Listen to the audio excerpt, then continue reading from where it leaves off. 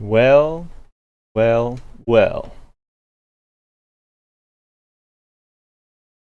Looky, what are we playing here? Hold up, be right back.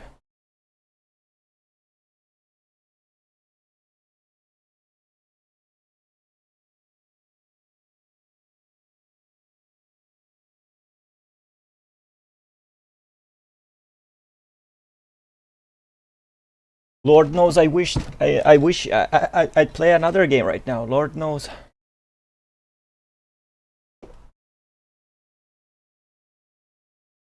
Hold on, I need to type Hunter.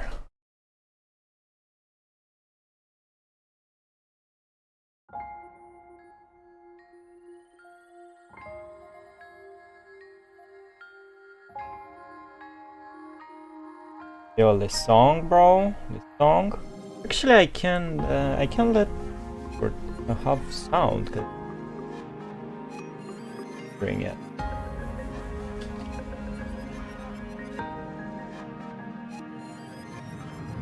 So it's 6.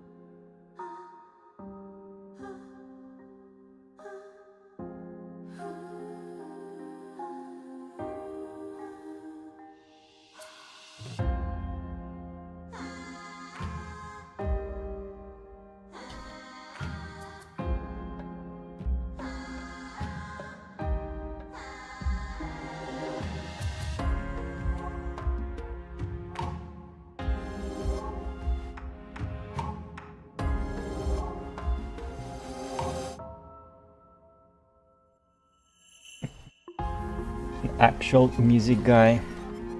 Let me pin the comment.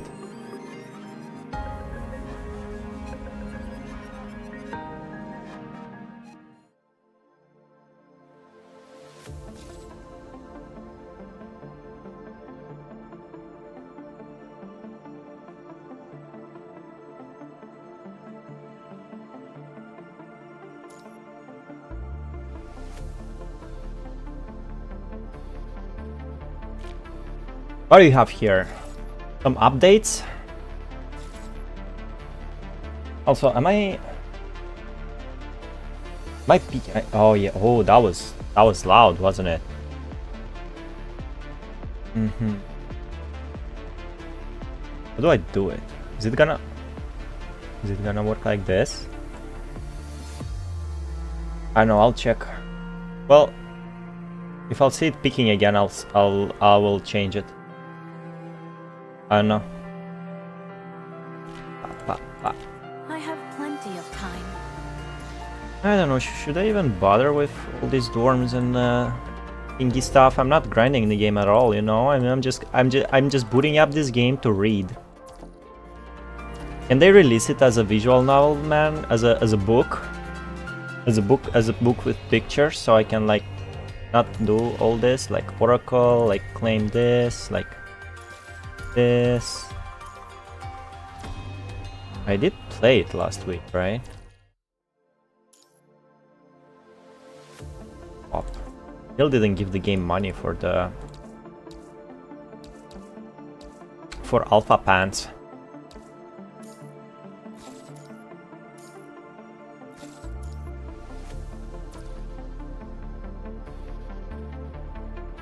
What else? Free R&D. Yo, Nebris, Million Days by Sabai. Who is Sabai, man? How are you, man? Are you going to sleep yet? This. Oh, that's your song, Billion Days by Sabai. I got you. What the hell is he talking about? Right, Nebris, you're gonna be the first in the list.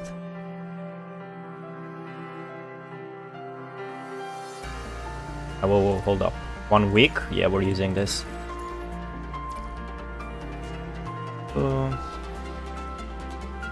Gonna pull at the end. Gotta remember. Batalu. For resources. Maximum.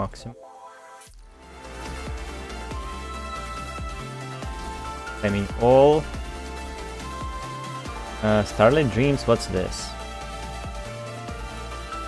Then anything?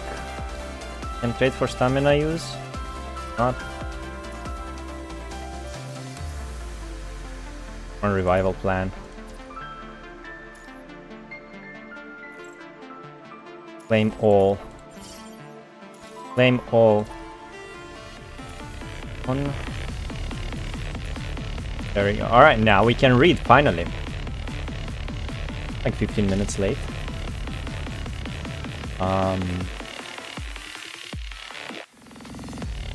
2% only. Lord. No gameplay node.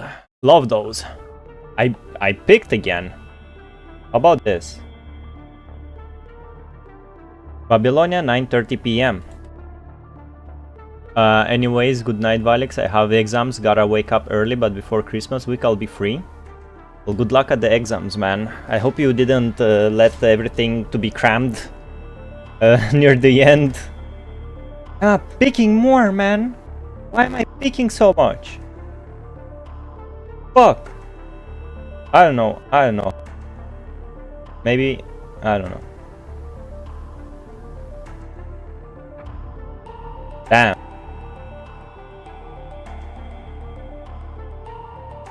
Hmm. 1, 2. Haha. And it picked again. Maybe I should not amplify it. Maybe leave it like this. Ooh. Stop noise.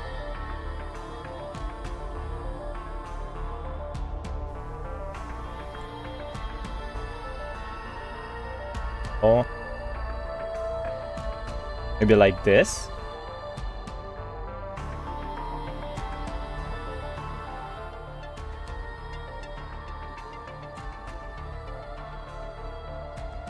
I think I had it figured out once. Now it picked again, but not anymore. Maybe it needs new filters. A compressor. Oh yeah, I did have a check. Need to check YouTube tutorials regarding this.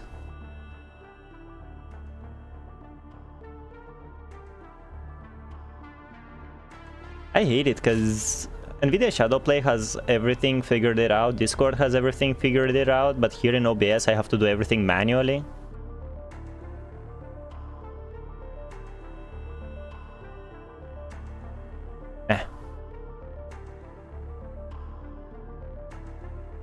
What was that emoji, Nebri? I mean, I hope you're not cramming, I mean, you know, so yeah. Go rest. The cold lights once again illuminate the symbols of the 5 powers. I'll leave the filter open just in case. I have no idea what to do with it. Whoa, does it? I think it doesn't pick me up.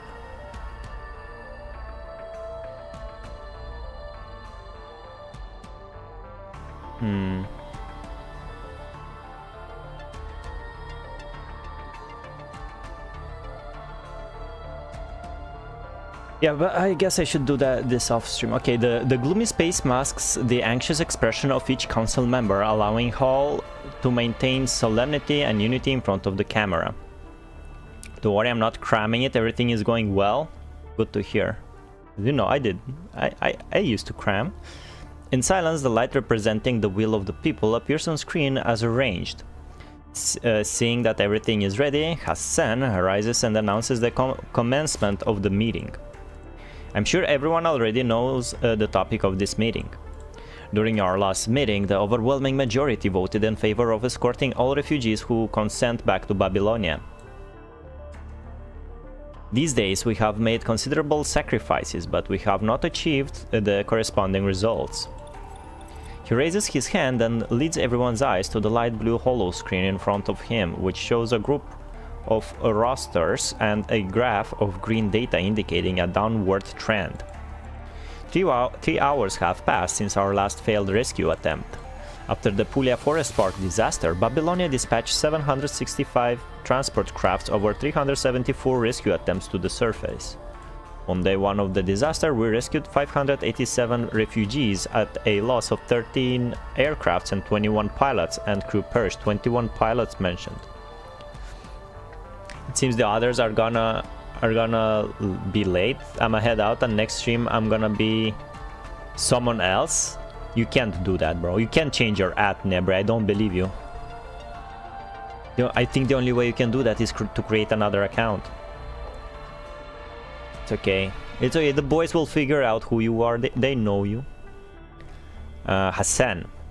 On day 2, 493 refugees were rescued with 11 severe injuries, 42 minor injuries, 27 aircrafts were lost, and 36 pilots and crew perished.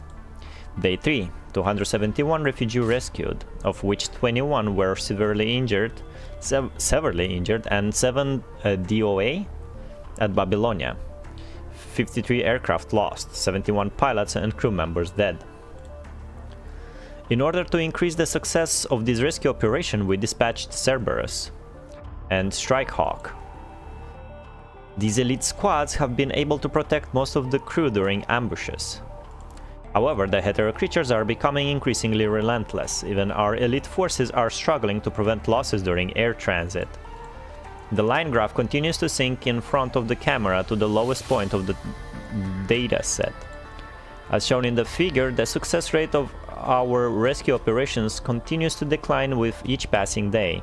We have tried various tactics and even restored 2 autonomous rescue pods, but there is no obvious change. They are in a state of insurrection and will attack everything within range. According to our latest statistics, our success rate has fallen below 3.12% for 12 consecutive days. The cost of these rescue operations, in terms of constructs, materials, and transportation, continues to escalate. Without an intact transport craft, even the elite teams currently stranded on the surface are unable to return to Babylonia. A red line indicating an upward trend is overlaid on the green chart, creating an exaggerated X shape. As for whether to continue these rescue operations, I believe you have already collected votes prior to this meeting.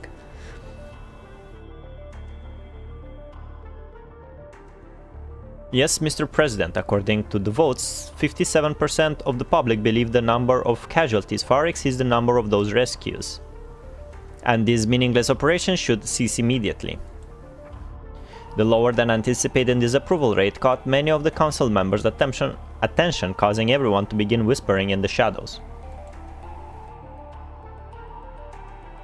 What does it... Oh.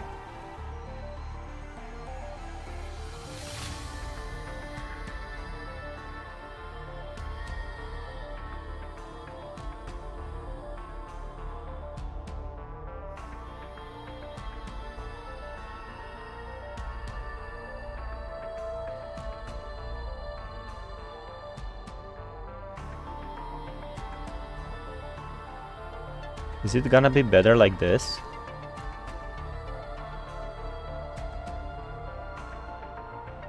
It can still amplify. Damn, this filter can still amplify shit.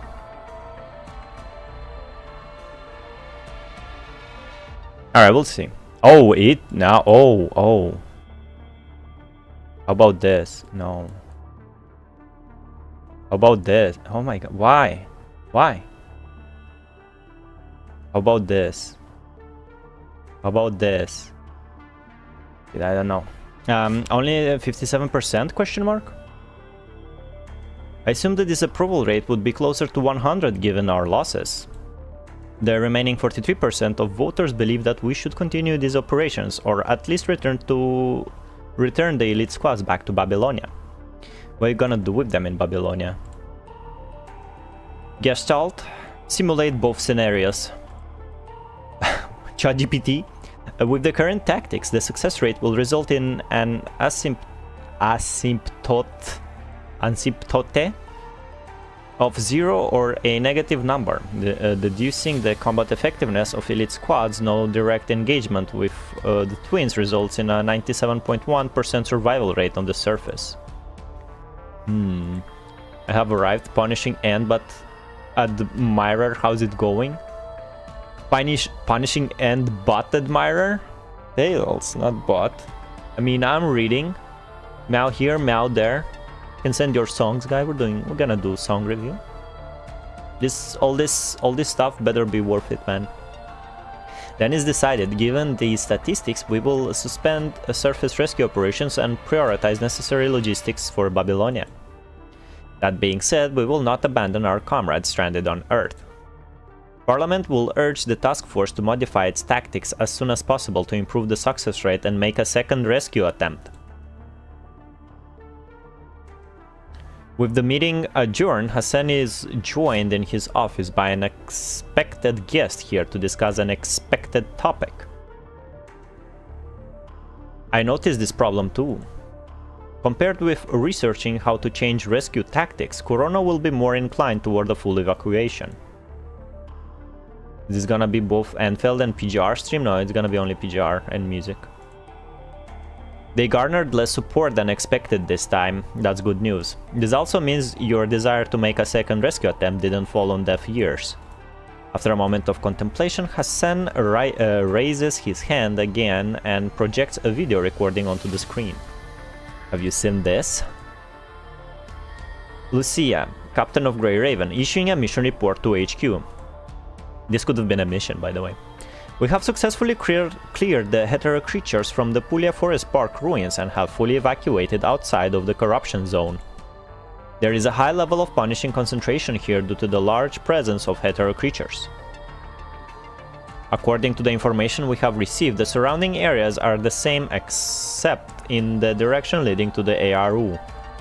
However, we are unable to escort this many refugees by foot, nor does the ARU have enough supplies to sustain such a high influx of refugees. Oh my god, is this a reference to what happened in 2016? After we confirmed that the twins headed toward the west coast, we took the commandant and 67 humans to the basement in CT-043's conservation area. We have enough supplies here to sustain us for 15 days, requesting immediate aid. Diesel is still MIA, Commandant Vanessa, bitch, and Bambinata from Egret are also with us. They suffered some injuries, but they are no longer in critical condition after being treated by leave. She pauses for a second. As for Commandant Valics, we just rendezvous. You don't type ED if you use French word. We just rendezvous with Liv. She's more qualified to issue report, and you don't pronounce it as well. She points her terminal at Liv. Fortunately, the commandant's abdominal wound didn't affect any vital organs. However, during the evacuation, the commandant suffered a serious head injury, leading to brain trauma and subdural hematoma. How are we still alive, man? After we moved the conservation area of CT-043, we used the medical facilities here to perform our craniotomy on the commandant and removed the hematoma. While we were searching for a conservation area to operate in, we were delayed after being attacked by a barrage of hetero creatures. Now the situation isn't looking good. The commandant's in a coma and battling an infection. Boy oh boy. Worthy, okay, request received. No, I mean PGR. But yeah, song as well. With lyrics or not, doesn't matter. And tell you this, first half is almost all reading nodes. Yeah, I noticed we have 2 reading nodes in a row, but it's not like I'm surprised or anything. Kinda I told Valics about 99% of reading. I guess he suspects something. He is a man of steel, like Superman. Liv, the medical equipment here is less than ideal and most of the medical supplies have been taken away. If this continues, the commandant may face septic shock. Hopefully we can bring the commandant back to Babylonia for treatment, but based on the current safety concerns in transit, I'm afraid that even if we make it back, the turbulence will only cause secondary injuries to the commandant. We need immediate medical relief, whether that be for the commandant or the injured residents here in CT-043's conservation area. That's our current site trap. Please send support as soon as possible. Lucia's recording cuts out. This is the mission report we received after they just retreated from the Puglia Forest Park ruins. We dispatched more supplies and support to provide emergency relief, but Valics shows no sign of improvement. The return ceremony of Atlantis gave people hope and made them care for heroes.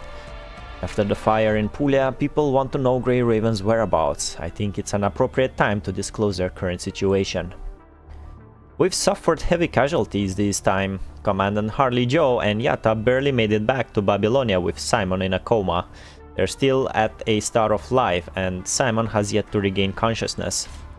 Egret and numerous other constructs are still stranded on the surface.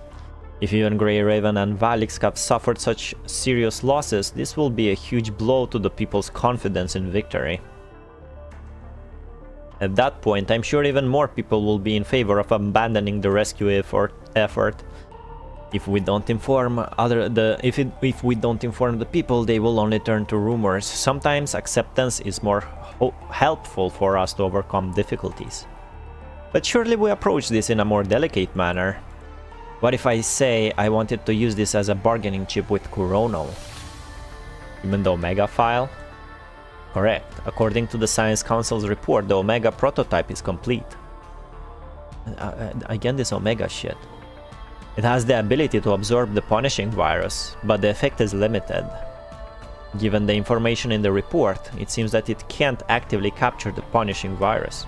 It can't. However, it can still absorb it by coming into contact with the virus. Your golden vortex? Considering its current form, even if we devote all resources to mass production, it's going to be difficult to achieve the desired effect. However, if we can direct large quantities of the punishing virus to the Omega prototype, we may be able to achieve a vastly different effect. How can constructs absorb the punishing virus? Isn't that a characteristic reserved for Ascendants? Ascendants are absorbing the virus, aren't they like exposing the virus? You aren't thinking of joining forces with Kurono, are you? The Science Council stole a portion of Kurono's research and development through its counterintelligence program. They're using Ascendant data to develop a specialized frame. If Asimov can confirm the Omega weapon's compatibility with this new frame, we can use the current situation to discuss it with them. What the fuck is going on, man? I know what turbulence tastes like. Only one question remains. Have you played Jets and Guns too? No, but I know Machina Supremacy. Or Machina Supremacy. Heavy rain falls on a gloomy afternoon. Grey Raven has... You can send me the name of the song. I'll tell you if I know it or not. Probably if it's a Jet and Guns soundtrack, I won't know it. Because it is them that wrote the soundtrack, isn't it? I think I listened to the album once and was like, hey, alright, and dipped. And I never came back to it again. Maybe my memory will be reshuffled, so don't lose hope, IA. Grey Raven has already been stranded on the surface for over a month. During this time, Leaf has been meticulously caring for Valics, who has shown no signs of regaining consciousness. I didn't understand what the fuck Hassan and Nicola did. So they were like, oh, we are in a dire situation, we should tell the people, we should not tell the people, and Hassan was like, I should tell the people, but I will go talk to Kurono and I will be like, hey Kurono, I will tell the people that Grey Raven sucks, but instead of this, if I do that, you should give me Omega file, how about that? And Nicola said, well, I guess it can work, but don't go too far. And Hassan was like, we gotta do this, we need weapon power. Meta Dreadnought, well, that's a name I don't remember, so let me type it down. IA Meta Dreadnought boss team. Politics, yes, politics, man. I have enough politics in IRL, man. During this time, Leaf has been meticulously caring for Valics, who has shown no signs of regaining consciousness. The rain outside the basement has gradually washed away the coagulated blood on the streets. Washed away the coagulated blood. That's curious. Devoid of humans, the ruins are now filled only with the corrupted and hetero creatures lingering aimlessly.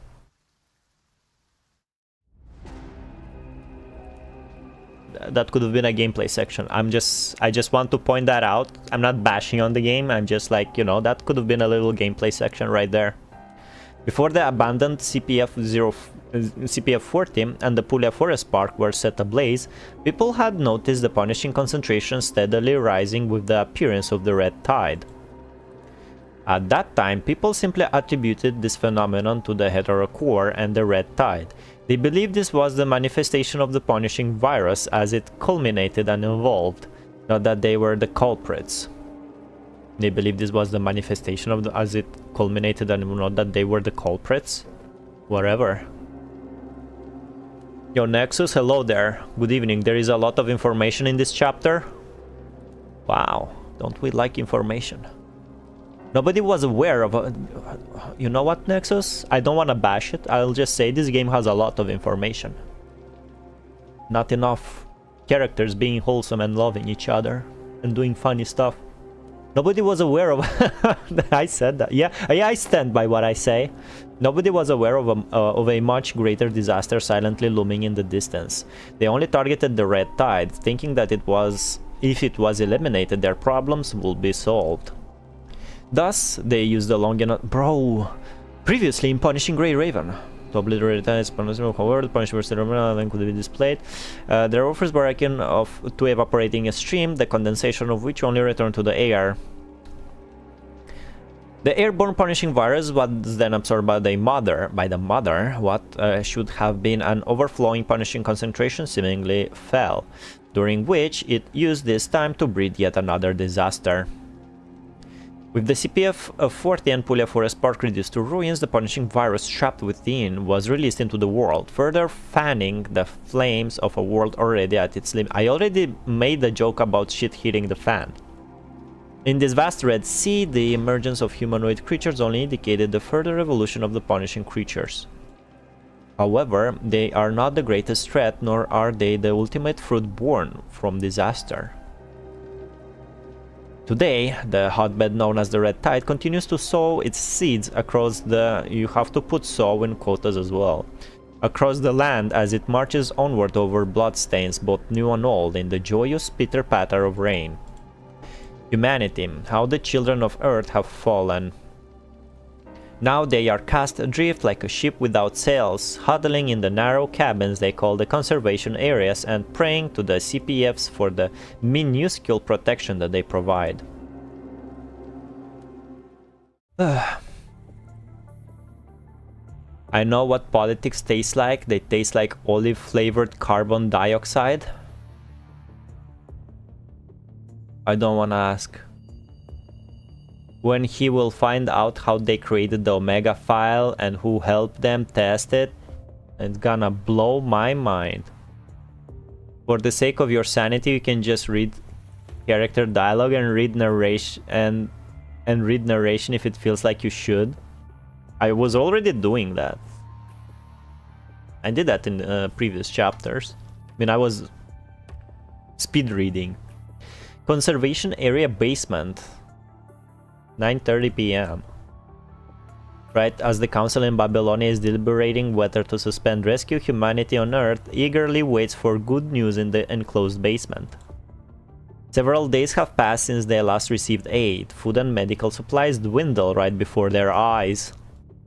However, for people in any conservation area, stepping out of the enclosed basement and returning to their old ways as scavengers means certain death. They have no choice but to remain in the conservation area under the protection of the constructs. Conservation Resident A. Didn't they say supplies were on the way? How much longer we gotta wait? In the enclosed basement filled with the stench of decaying flesh, a haggard refugee suddenly shouts at his partner. Who knows, maybe they failed again. His companion seems less anxious, stroking the old guitar as he plucks at its strings. How can you play that thing at a time like this, Chuck? Oh, it's Chuck. What else can I do?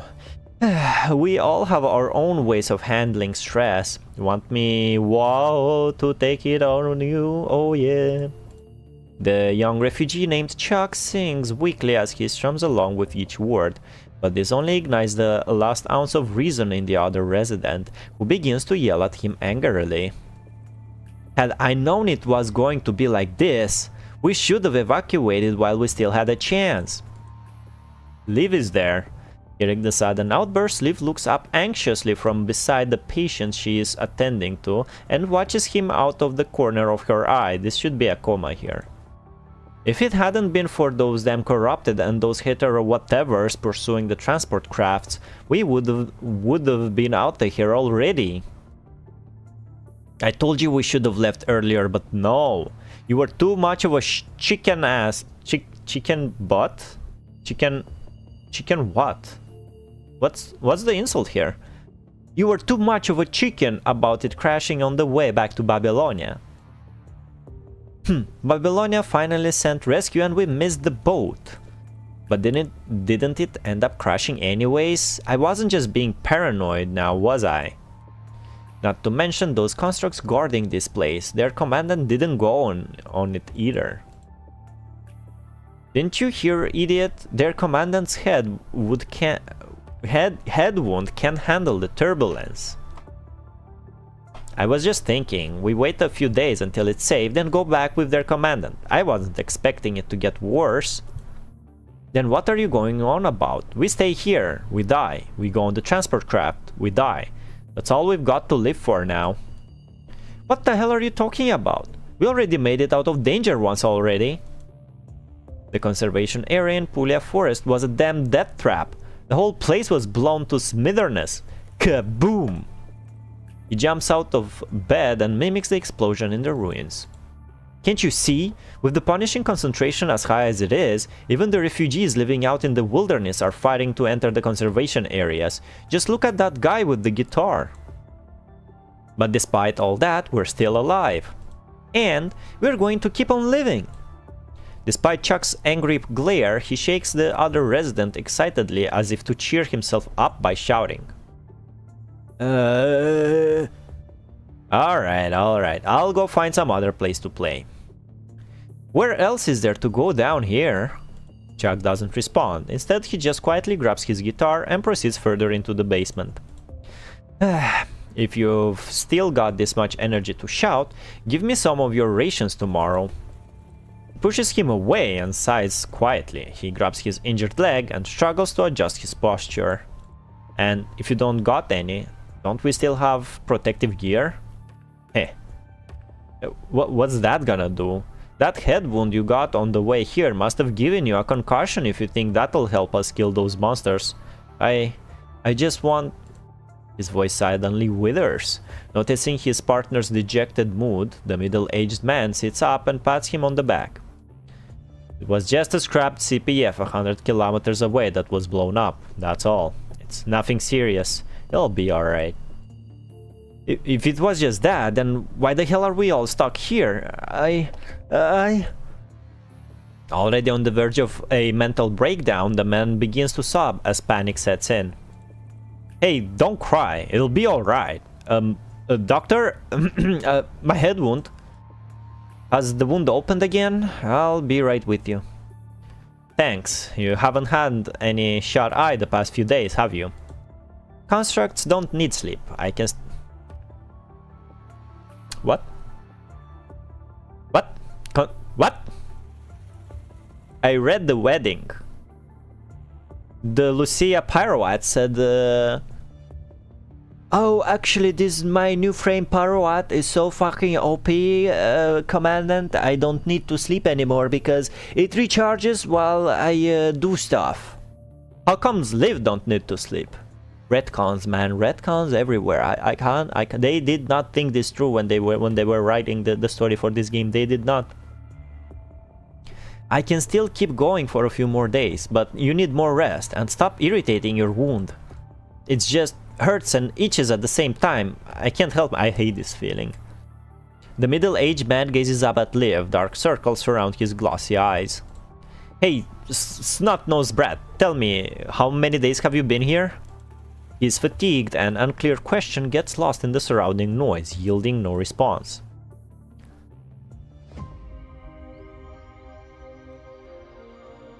Well, well, well, another reading node. Make yourself comfortable, guys. It's gonna be a doozy one. A whole night passed since Lucia and Lee brought back the construct wounded in the rescue attempt back to the enclosed basement in the conservation area. Construct wounded in the rescue attempt? Some rando? After Lee performed basic maintenance, he recovered most of his ability to participate in a new rescue mission. Unable to return to Babylonia, the constructs have become entrenched in a war of attrition. Issues caused by the damage to their frames and lack of maintenance chambers are beginning to wear on them. No constructs need to sleep, but their mind can deviate without it. She's lying, Almighty she's lying, huh? Oh, she's so smart, huh? Well, I did not expect Liv to lie. People are still huddled in the cold and damp basement of the conservation area, craning their necks and waiting for a sound from the outside. They look forward to new development, whether that be news of the punishing concentration decreasing, rescue or supplies to be arranged for their own conservation area, or for newly rescued refugees to be sent to other conservation areas. So long as no more refugees would come, any news is eagerly awaited. But disappointment was accompanied by hunger and sickness for the 164 people crowded in this enclosed basement. In addition, there are also 10 constructs and 2 commandants. Aside from the 3 constructs and Commandant Valics of Grey Raven, Bambinata and Commandant Vanessa of Egret, the 6 remaining constructs were the only few survivors from previous rescue attempts. Of these 6 constructs, all but 2 are seriously injured. The other 4 had already recovered mobility under Liv's care. They had joined search and rescue attempts in the surrounding area, but as time passed, fewer and fewer refugees could be found. Yo, it's my boy Lee! Kinda we have one sleepy boy, Wanshi, and this is his personality. Cool personality. We also have one Chen lover, but that's unfortunate. Why are you hating on Chen lovers, Rojak? I don't understand. You hate him just because he doesn't like sunshine, bro? Snowshine? I wonder why I always forget her name.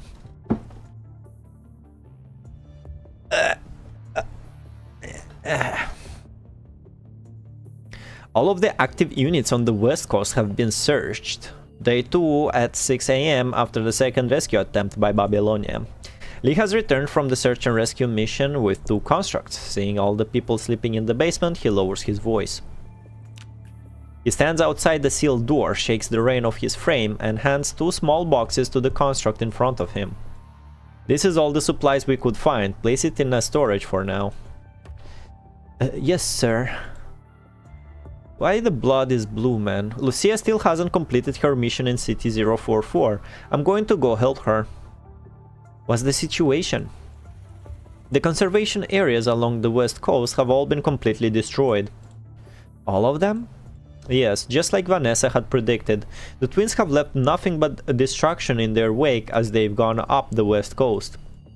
During this period, they walked from Puglia Forest to the west coast, then up north, and stayed several days near the ARU.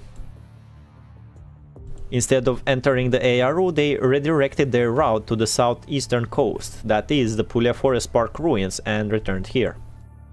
At present, the twins have arrived near City 041. If they choose to return to Puglia Forest, that should bode well for us, considering that City 043 isn't near City...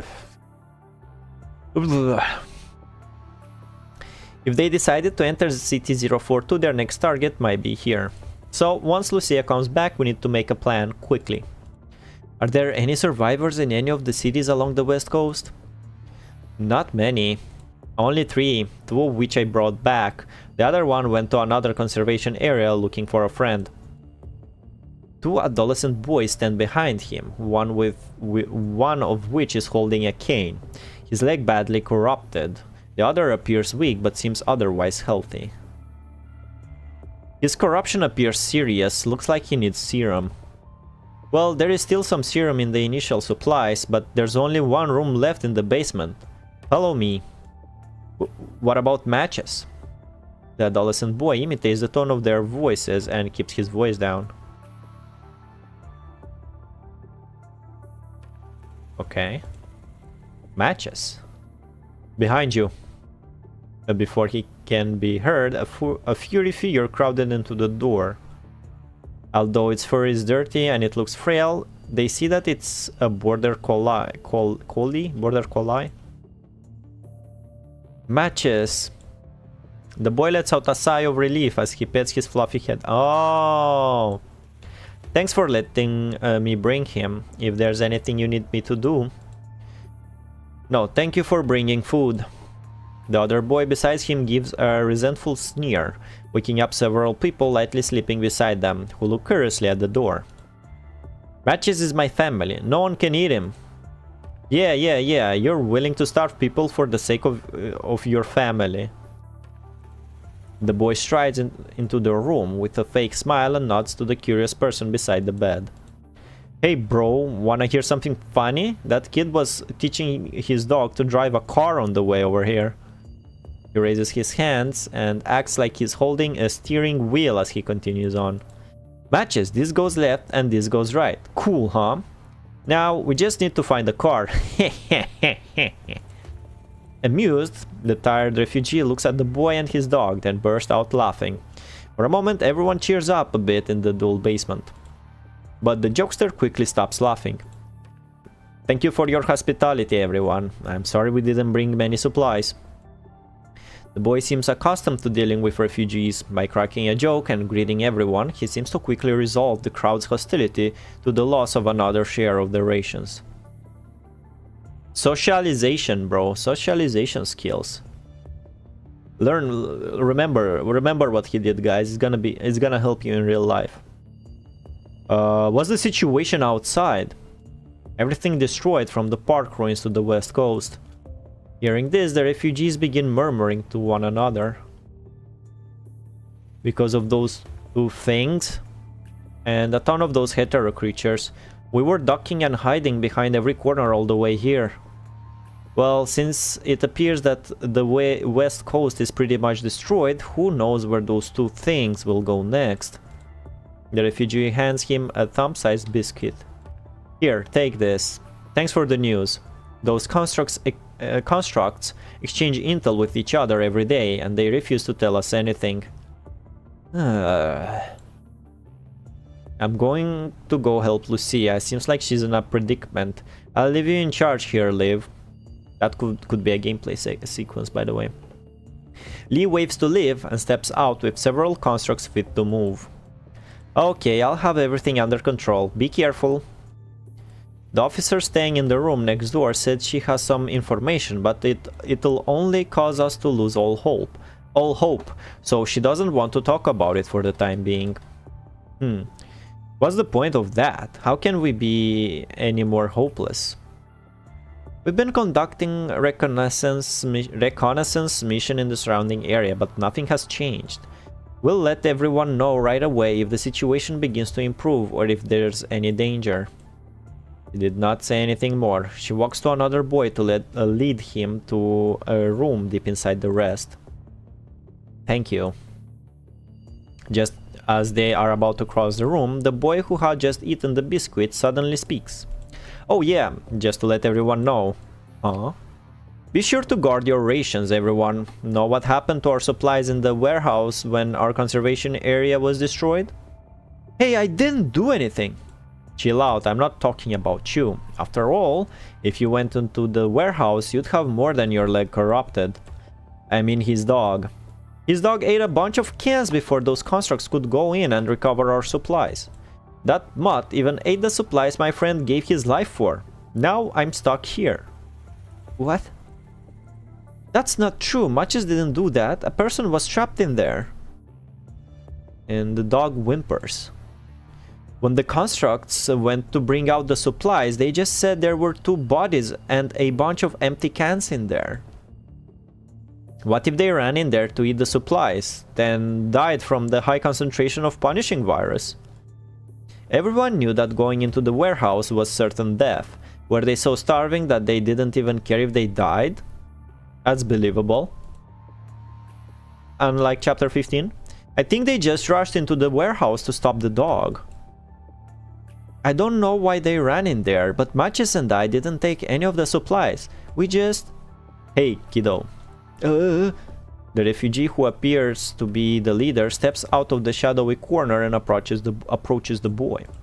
I don't want to argue about whether your dog ate the cans or not. They're already gone. Talking about it isn't going to do anything. I just want to ask, how many supplies did you bring? I'm sorry, but I didn't bring any.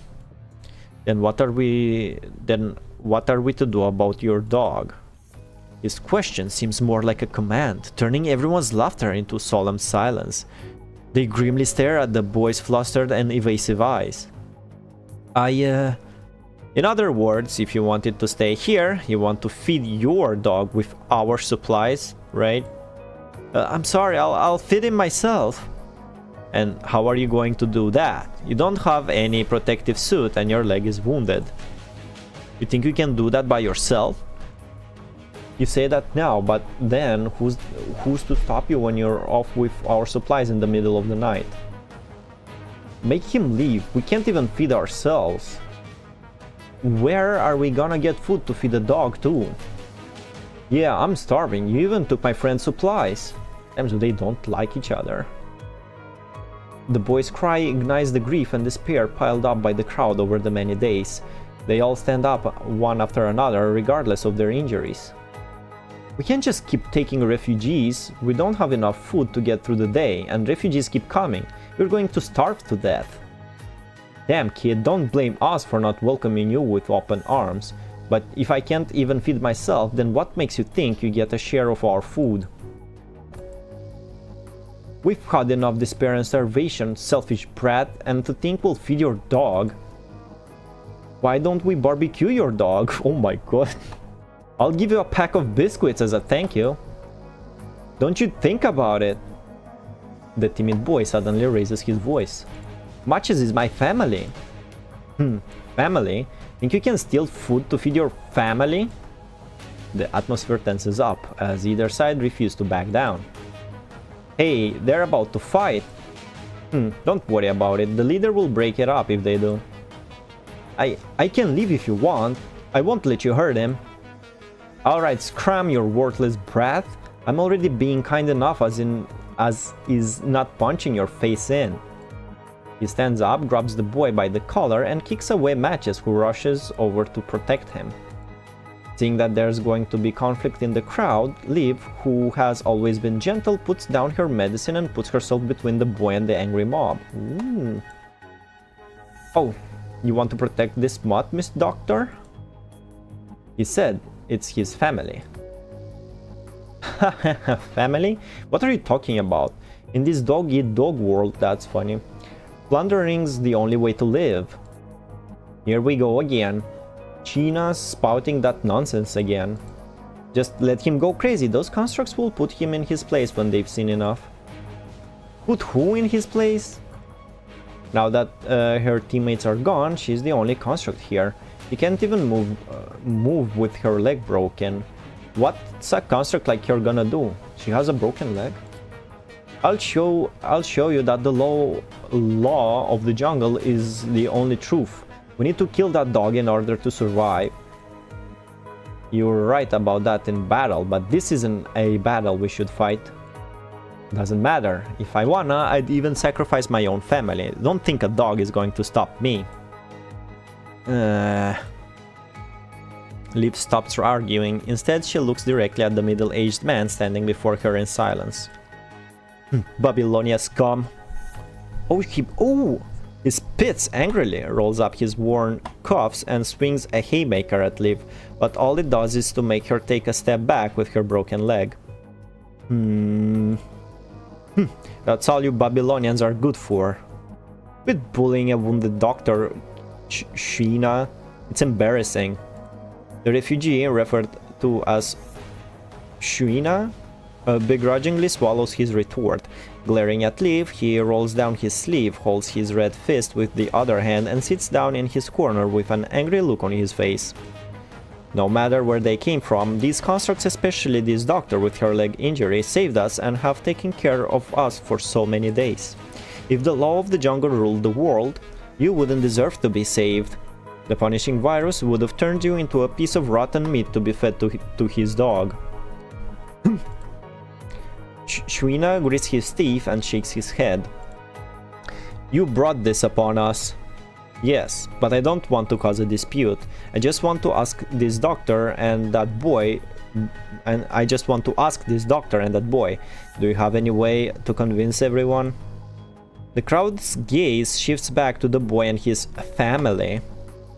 I'll just take my share and split it with matches. We won't steal anything, I promise. You can quarantine me if that makes everyone feel better. Well, since you say so, I'm willing to believe you. You don't need to be quarantined. Not like we have the space anyway. I accept your proposal. What does everyone else think? The hungry crowd is silent. No one raises any objection. Then it's settled. But Shuina, come with me for a moment. What's your name? Since the food shortage cannot be fixed, she can at least do something that is within her power. She pats the boy on the shoulder and gently leads him into the room. Oh, it's finally over. Holy shit. What did I miss? Oh, you bullying IA because it's funny? It's funny, I guess? Read my mind, shade my hand. Wow, IA. How can I defend you now? Rojak will remember that. A meme has been posted about the situation. Sometimes I don't want to defend such crybabies. Wow, who was the crybaby? No one was the crybaby. If you're crying, get out of here and everything be yourself. Oh, you mean the Shuina? I like how PGR shows mindless people because, you know, this is a real case. I mean, why wouldn't it? There was nothing like unbelievable about this situation. My name's Stanley and this is Matches. Oh, he is Stanley. The dog barks. The border collie. How do you? I don't know how to pronounce this race. This collie gives a gentle yip as a greeting, then follows Stanley into the room. Thank you for being so kind to me, Miss Construct. Don't worry about it, you can call me Liv. Thank you, Miss Liv, and to your friend for saving me and bringing Matches along. Sorry for all the trouble I caused. There's not much I can do, but if you think of anything... He bows humbly and carefully thanks Liv once again in fear of saying something wrong. Everything's fine, don't worry. Takes a lot of courage to look after that little guy in a place like this. Not to mention, you and Matches have already had your fair share of hunger and suffering. I'm sure you guys can tough it out just a little longer. I'm sure you guys can tough it out just a little longer. Bark. Is your leg okay? I've patched it up, but we don't have enough supplies for me to fully repair it. Alright. She takes out a tattered bag stained with blood. Inside it contains dry military rations. This was supposed to be for our commandant, but the seal was broken during our retreat. It's about to expire. Mind if I give it to Matches? Really? Thank you so much. But your commandant doesn't need it? Appears so for now. I hope your commandant gets well soon. Me too. Sensing Liv's sadness, Matches wags his tail and tries to lick her hand. Don't, Matches. Stanley quickly pulls Matches back. She's a doctor, she needs to keep her hands sanitized. There are not enough supplies for that. We can't be a burden on them. Matches' perky ears and head droop suddenly as if he understands. It's okay, don't worry. The boy appears skittish, likely due to frequently being ostracized. Seeing Liv take out a bandage and disinfectant, the boy rolls up his pants, exposing a festering wound from corruption and begins helping Liv. Is the boy's personality because of matches? Is the boy's personality because of matches? Stanley, if the situation continues to get worse, what are you going to do? He looks down in silence.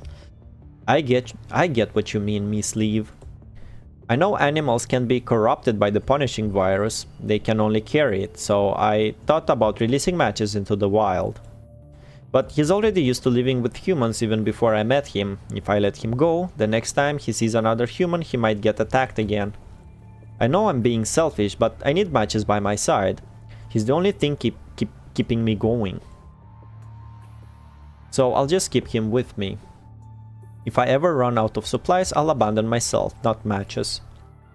Do you even realize what you just said? Thank you, Miss Leave. He refrains from answering. Instead, he just sincerely thanks her one last time.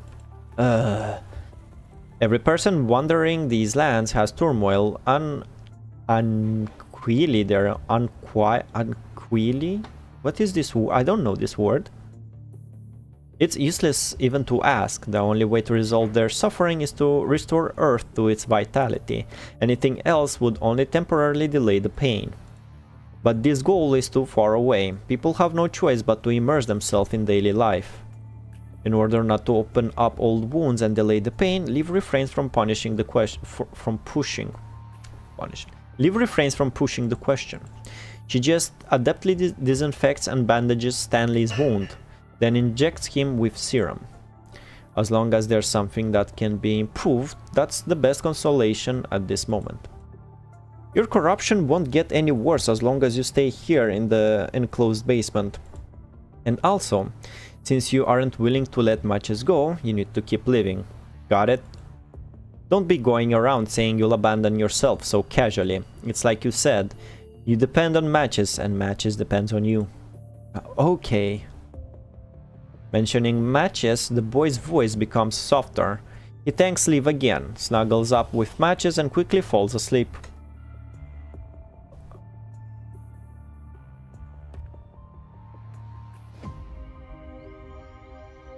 Bro barely finished one node. We did two. Uniquely. Is that how uniquely is typed? Uniquely. Makes sense, but like, I guess. Project Winter, and we're back here. Well, isn't this another no gameplay node? Nobody expected this one. We have a 4 combo so far. Yeah, alright, I believe you. Hassan, this is an impromptu internal meeting. Everybody, please keep all the information mentioned in this meeting confidential. After the disaster broke out of the Puglia Forest Park ruins, the council members have already participated in countless impromptu meetings. An impromptu meeting used to mean an emergency. Now it also means a difficult dilemma to overcome. As everyone knows, the situation on Earth is taking a turn for the worst. The high punishing concentration has caused varying degrees of evolution in hetero creatures across the different regions. They have learned to attack in groups. If they are injured, they quickly retreat and regroup in the red tide. Those winged hetero creatures have increased their flight speed and altitude, allowing them to attack transport crafts. However, our forces stranded on the surface have been unable to stop the twins from advancing. For now, they can only withdraw. The CPF has been destroyed, the greenhouse collapsed, and the blood of the dead has turned into the red tide, breeding new enemies. We have made great sacrifices to resolve this disaster with little to show for it. If this continues, everything that has been restored on the surface will be in vain. We need something that can turn the tide in our fight against the punishing virus. Preliminary research on the Omega file Valics obtained from Atlantis is beginning to show progress. The Omega prototype produced by the Science Council has been proved to be capable of absorbing the punishing virus. However, it is unable to change the overall environment at its current stage. I propose that we focus all Babylonia's resources and research into this program. Upon announcing the topic for this meeting, Hassan opens the floor for discussion, but no one in the dark room voices their opinion. We need to put aside our differences and focus our efforts on solving this crisis immediately. Is this really a wise use of our resources? Babylonia can be completely self-sufficient so long as we control our consumption and can supply for troops on the surface. That may be the case, but is it sustainable? Our current crisis isn't just the high punishing concentration on the surface, but also ascendants infiltrating Gestalt and the hetero creatures to obtain air superiority. Not to mention the emergence of the twins. What makes you think they won't continue to evolve?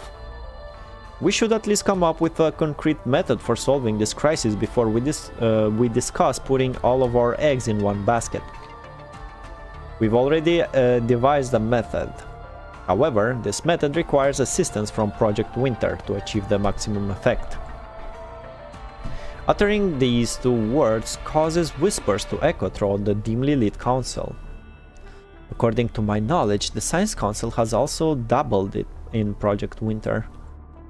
However, those conservatives have only been committed to enhancing the stability of specialized frames. They haven't expanded their efforts into controlling the punishing virus. Controlling the punishing virus? The councilman looks at President Hassan sitting silently in front of him. I'm sure you are aware that based on the current progress of Project Winter, the specialized frames designed with the latest data have serious defects. They're similar to an ascendant frame by actively gathering the punishing virus within the frame and the user's mind. However, since the user isn't an ascendant, they can't resist the punishing virus, nor can they control the frame. Anyone who switched to the new specialized frame was unable to persist in actual combat. They couldn't even last 20 minutes on the surface before succumbing to corruption. Even if we can somehow delay corruption, there will still be serious damage to their mind. Commandants sacrifice their lives to stabilize their minds as a result of mind beacon pollution. Some of the councilmen who had already receded into the shadows show no intent on hiding their position. As a result, he takes the initiative to express their position and voice their concerns. Even if the punishing virus cannot be controlled by now, we can resolve issues with corruption by using the Omega prototype. As for mind corruption, leave that to the CTO. During the battle with Alpha and Huashu assumed direct control over Commandant Valics of Grey Raven, forcibly connecting the Commandant with nearby Corrupted. I don't need to reiterate the effects on most Commandants when they link with Corrupted, but the symptoms of Valics weren't as serious. Wait, what battle? With Alpha and Huashu. That's chapter 13, right? The three other constructs of Grey Raven were able to maintain a secure link with Valics despite the corruption. Lucia, Leaf, Lee, and Chrome, who has upgraded to his specialized frame. They've all achieved a level of mind stability capable of handling specialized frames. Ooh. However, due to the instability of this new specialized frame, constructs that have already been affected by their specialized frame are not fit for this dangerous mission. So, that just leaves Lee and Liv. But Valics has declined to participate in Project Winter. That depends on the content of the project. Valics and Grey Raven defeated the Polyphage and retrieved the files from Atlantis. Heroes who've granted such attention shouldn't be used as test subjects. Hilda deliberately mentions the word heroes to remind those hiding in the shadows that, even if Earth is fraught with disaster, they can't continue to operate in secret. The Control Court will supervise this collaboration to ensure the personal safety of Valics, who will not participate in any research other than that which pertains to linking with the new specialized frames.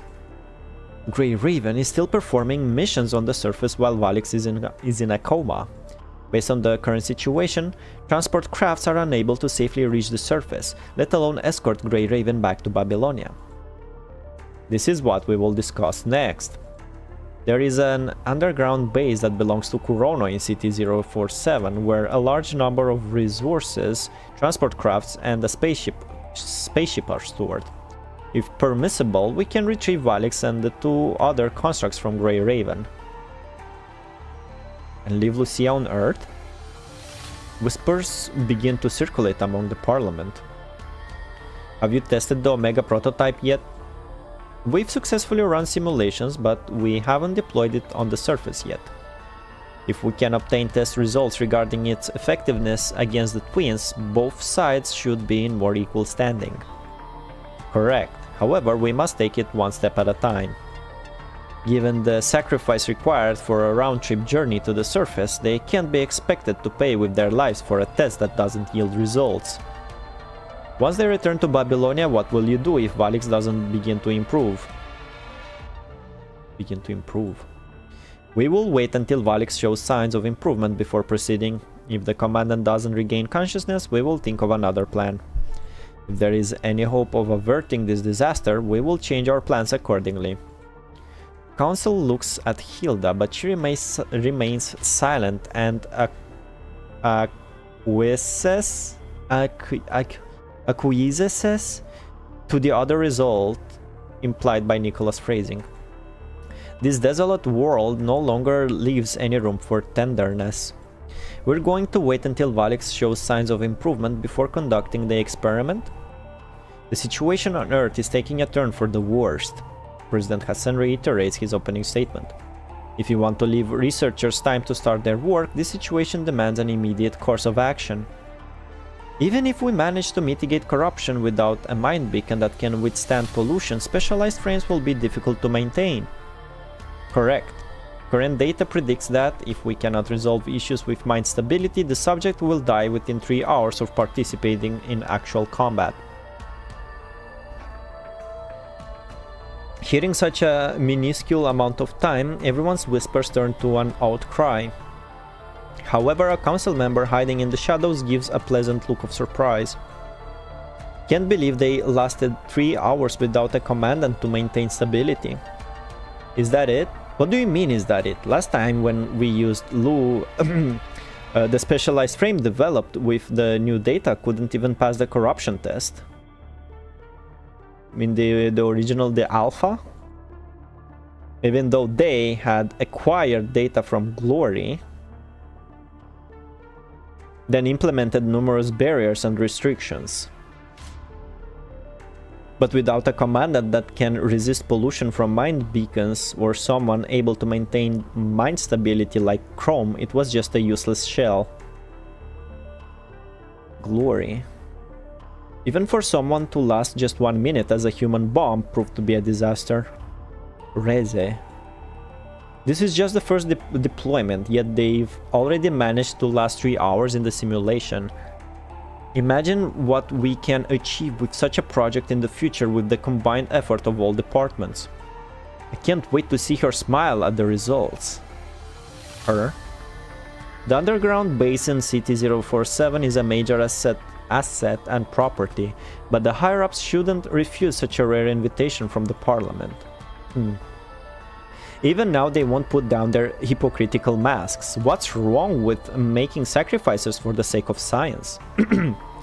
But only 3 hours. Isn't this experiment a little inhumane? To think you know what inhumane even means. Have you finished cleaning up the aftermath of all those deaths? Or are you being sarcastic? The centrist councilman retorts sarcastically, unable to remain silent any longer. I will arrange for remunerations.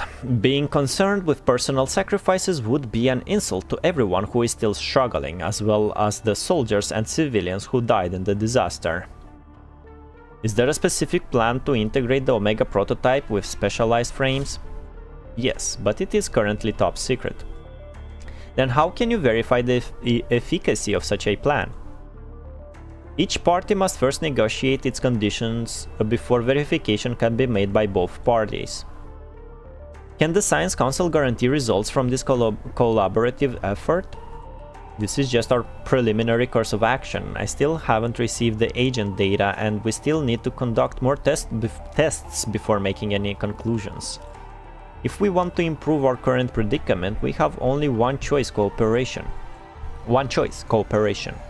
In any case, this is the beginning of hope. But it is only just the beginning. Sheesh, that took a while. Wow, it was one fucking scene. Abba was here.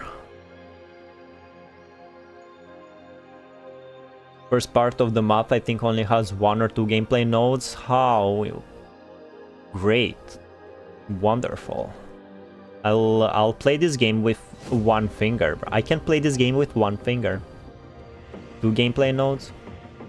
My YouTube didn't send my message. Fuck your YouTube. Here's my song, this time no gacha. This time no gacha this time. Jeez, Roja, can you send me just the title, man? Cause this video is not available for me. It's a Wano Hiroyuki. So it's an anime song. Yeah, tell me the name of the song, please. I'll find it on Spotify or something. What chapter it is? 17. Is good. He reached hell. I reached hell a long time ago in this game. Most people say yes.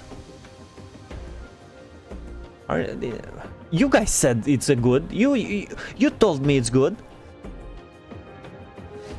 Yeah, but I'm asking Valics. No one will answer. Yeah, and I do. I mean, I don't read chat until the visual novel part goes fade to black, because it shows that the scene has ended, and this whole node was just one long scene. It is 15 minutes per node. Sure. Fortunately, he's locked in right now, so he's not reading us. Rojak always there for me when Valics isn't. I can't even imagine just how dark things will get. Damn, I wanna delete Nexus comment so bad. Too late now. It's always welcomed, Abba. No spoilers, just intrigue. Mod versus mod clash. They should fight each other in 2xKO. By the way, guys, you know Mary Zoo is released today in Tekken 8? I found out just today too. Posted my comment with a little note on the community tab. Also, meow for Abba. I'm actually leaving now. Peak chapter, bro. Yeah, well, if Abba gonna watch the VOD, thanks for coming by, Abba.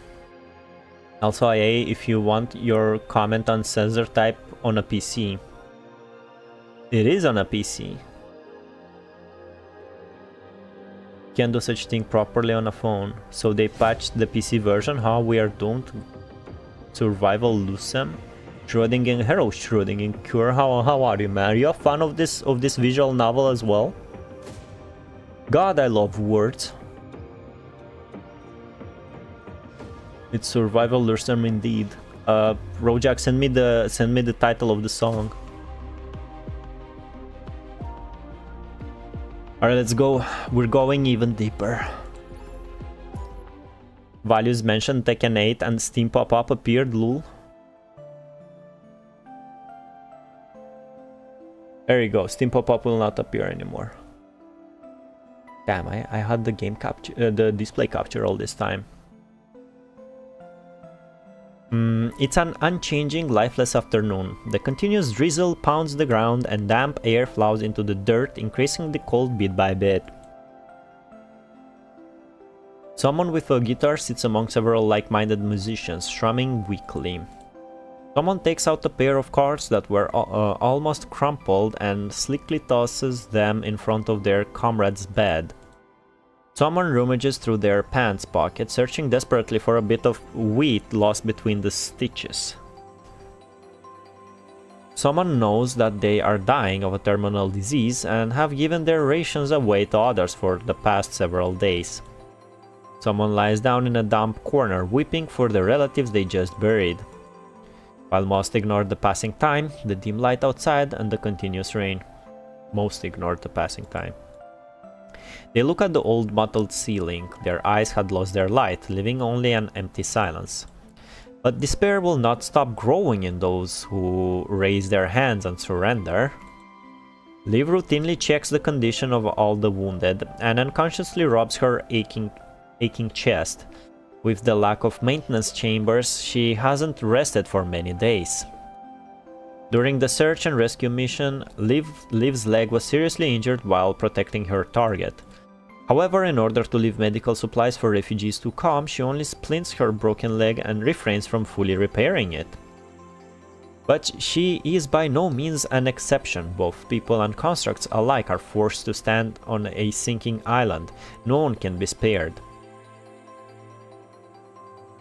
Creator OST's lyrics. Recreators OST lyrics. I think you're banned from YouTube music entirely, Valics. Yeah, we don't have YouTube music here. The whole thing? I mean, it's Savoyuki Savano or something. Layer Savoyuki Savanon. Amy Blackschlanger. Recreators. Opening one. Tell me the. Don't you have the name of the song? Or is it in like funny hieroglyphs?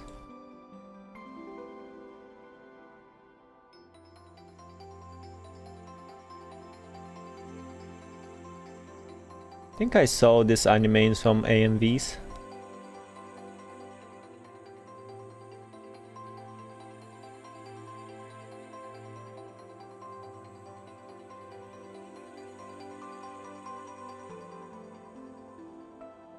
Recreators OST lyrics. Knock, knock, knock. Suddenly there is a sharp knocking on the door outside the isolation door.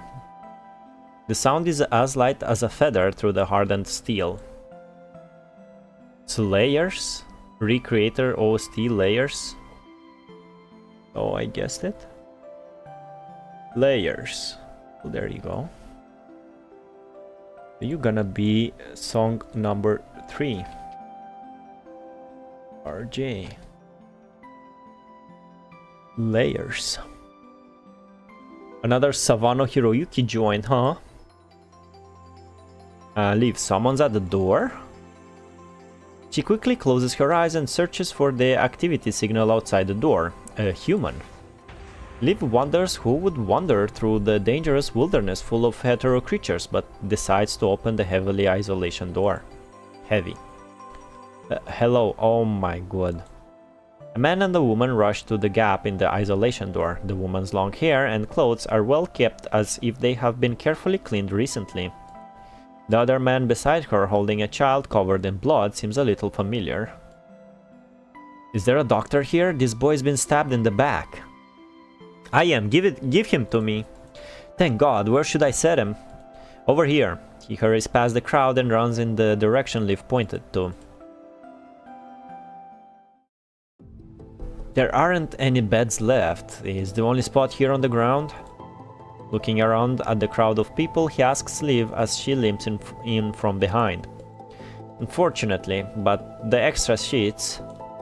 I have my own fold-up cot. Stanley gets up from the folding bed with matches and frowns as he looks at the child in the man's arms. Use mine. Thank you. He nods in thanks and gently sets the child down on the folding bed. Stanley turns and leans against the corner with a gloomy expression as if lost in thought. Clicking. Does he have any allergies or medical issues prior to this wound? I don't know. Do you? I don't know either. It's fine, I'll give an evaluation before I give him an injection. Liv opens up his shirt and inspects the wound on his back. Thank you. I need to stop the bleeding. How was he wounded? A hetero creature did it, but I'm not sure how. I wasn't with him at the time. Alright, looks like we need a serum. What has he eaten the past few days? I don't know. He said he hadn't found any food the past few days and was starving last night, so he wanted a pack of my biscuits. Stanley looks at the man's backpack, which is obviously full of supplies. After eating it, he said he wanted to go to the next conservation area and look for supplies, then borrowed one of my protective suits and left. Seeing Leaf treat the child, they finally sigh in relief and find a place to rest. Why? Why would you let him go alone? Your backpack is obviously full of supplies. Why would you let a child risk his life? The man is caught off guard by the sudden question. He turns and looks closely at the boy standing in front of him, then frowns as if remembering something. What's a kid like you? Sorry, it's because of me. I'm pregnant and sprained my ankle. I can't walk that fast. The child said he wanted to go with the others, so he left early. I didn't think he would. She sighs and looks at the child on the fold-up cot. Without any anesthesia, he cries in pain while Liv sutures his wound. Liv remains unwavering as she concentrates on suturing the wound more quickly to end up the boy's suffering. As the boy cries, Stanley slides against the wall and sits down, sensing his emotions. Matches buries his head in his arms. He barks. Then why get pregnant? Yeah, why do you get pregnant? Stanley's voice is quiet but full of resentment, contrary to his usual modesty. What'd you say? Since you obviously can't raise him, why have another child? He grits his teeth and yells as the boy continues to cry. She has tears in her eyes. The woman wasn't expecting to be asked this question by such a young boy. Just as she opens her mouth to respond, she suddenly stops herself. It's lucky you found him and brought him to such a kind doctor. But what in the future? He's going to be just like me, or worse. And the dog whimpers. Why do you say that? Why? Because my parents were just like you. They had me without thinking about the future. As soon as they couldn't raise me, they just kicked me to the side of the road. Without thinking about the future? Exactly. You have a child on the way, you know what I'm talking about. Refugees and conservation areas give preferential treatment to expecting parents and those with children. She lowers her head, not denying the boy's accusations. I know they have good intentions, but some people like to take advantage of this, just like my parents. They just use these good intentions for their own benefit without considering the future. After my mom was pregnant, they were giving special admission into the conservation area where they had me and my brother. When I was 2 years old, my dad gave me to another family for a bowl of porridge. My adoptive father turned out to be just like him too. He was just freeloading on the sympathy of others and would use me to get supplies from the conservation area. But no matter which parents I was with, they would only ever give me the scraps. Once I got a little bigger and lost this privilege, they threw me by the roadside just like those empty cans they finished eating. How could they do such a thing? Hearing Stanley speak, the surrounding refugees begin to whisper to each other. I've heard of people doing that.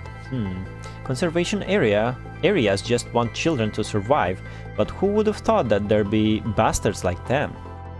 How are they bastards? Without them, who'd dare to have children in a world like this? They don't look into who the child belongs to and just give out supplies. How can they? And can you guarantee you'd be alive tomorrow? If someone's alive to take care of a child, that's all that matters.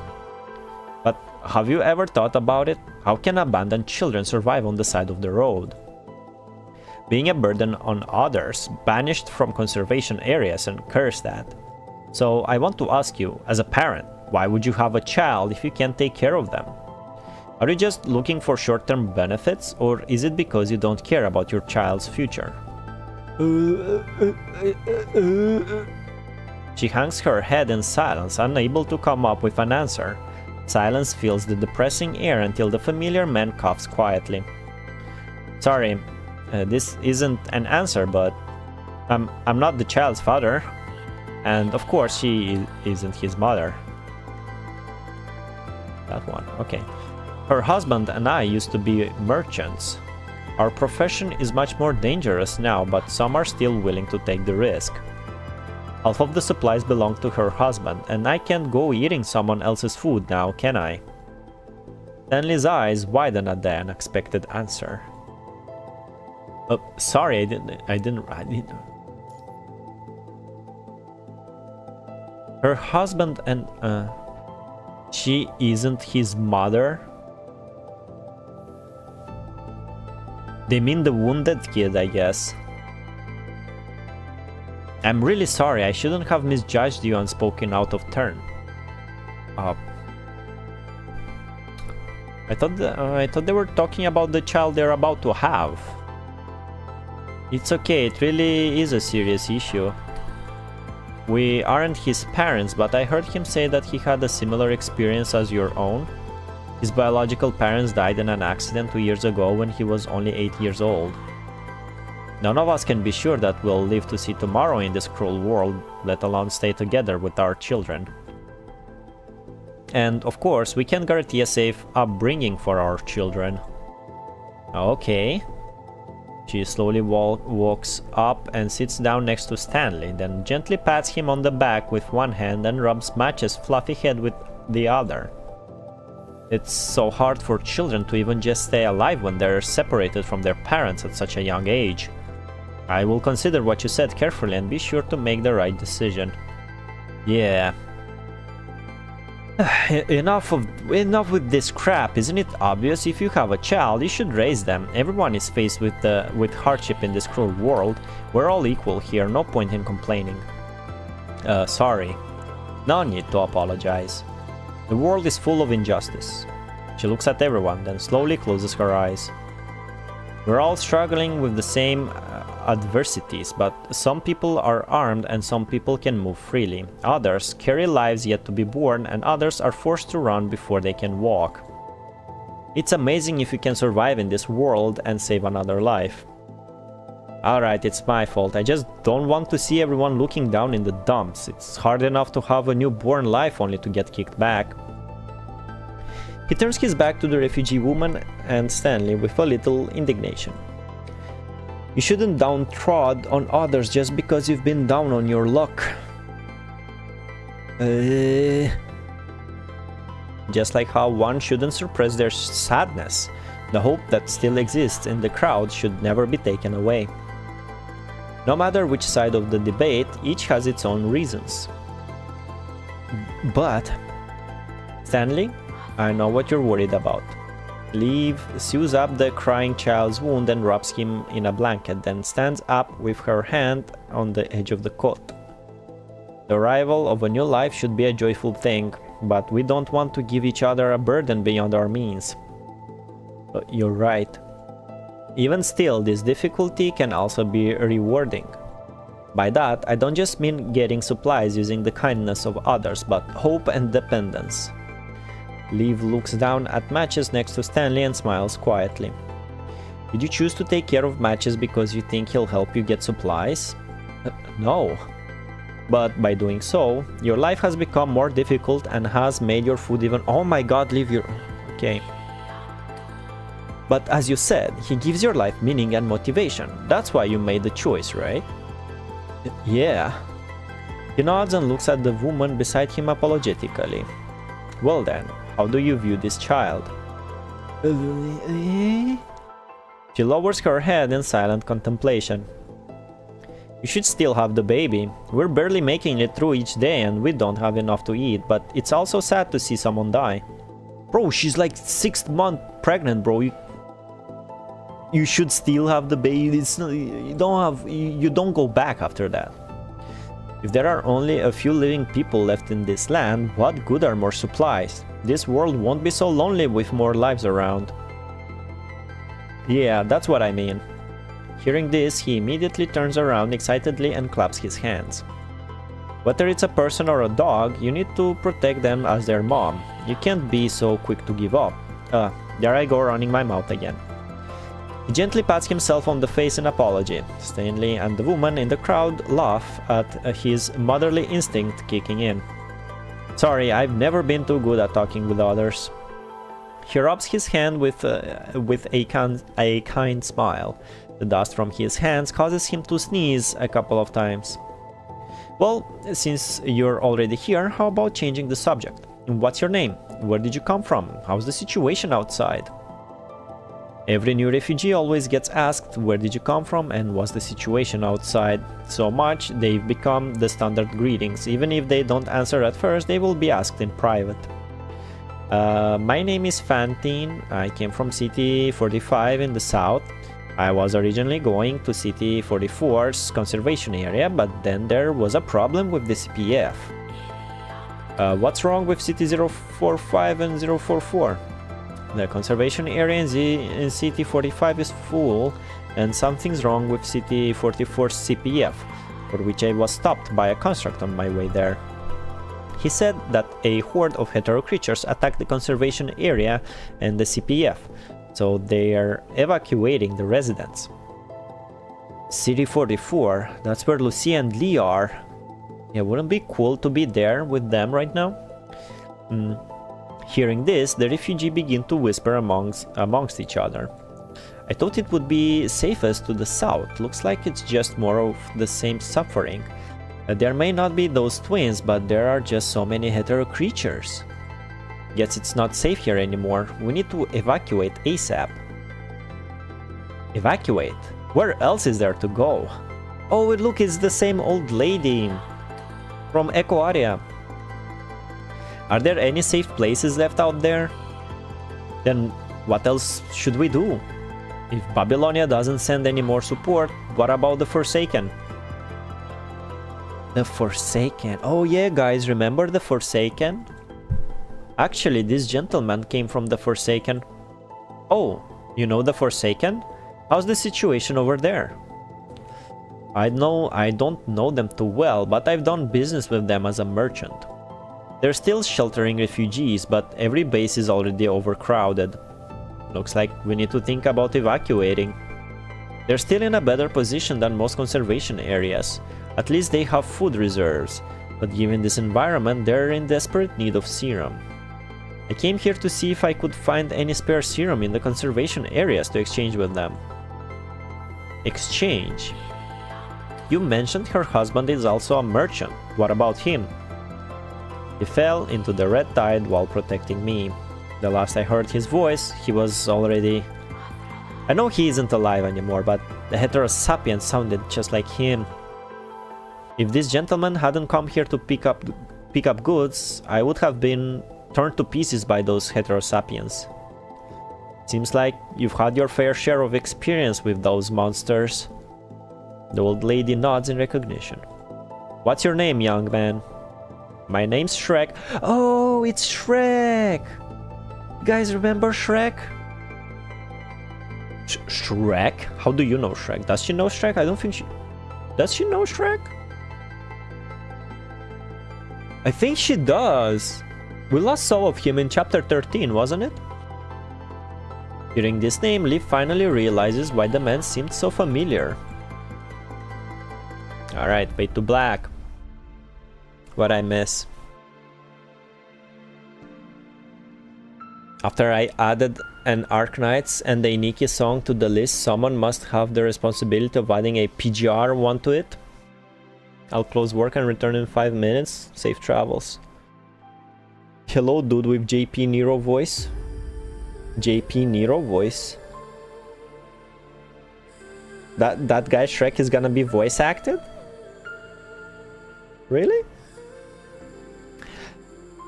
Yo, Hikari in the background. Shoutouts to Hikari.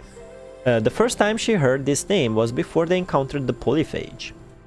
Grey Raven had received a new mission that required them to search the coordinates left by Huashu in the deserted ruins. She had accidentally stumbled across a book while searching for clues. Cardman Rider Genesis.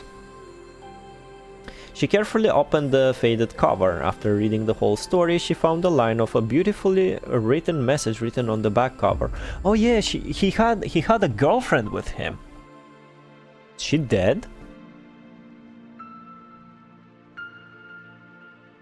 Earth has been stricken with innumerable disasters, and time has washed every one of them away. Live for tomorrow because all will pass. To Shrek.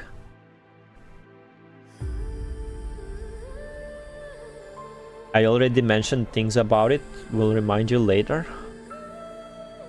There weren't any clues in the book, but Grey Raven had coincidentally seen this message written on a wall of the ruins.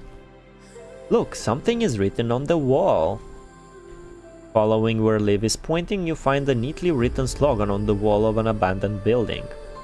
Earth has been stricken with innumerable disasters, and time has washed every one of them away. Live for tomorrow, because all will pass. How very inspiring! It looks kind of new as well. Could one of the scavengers have written this? A hazily written "of course" can be seen below the slogan. There seems to be something else after these two words, but they have been roughly scrubbed off. Later, they finally saw the message following the words "of course," and also their last memories. There has never been an endless winter on this planet, but when spring comes and the ice melts away, you won't be there to see it with me. Shrek, you will live. Oh yeah, she died. She dead. Let me explore the unknown.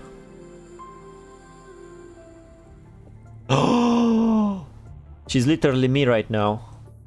Although how many months ago was that? Holy shit. Wasn't it in the summer when we read this?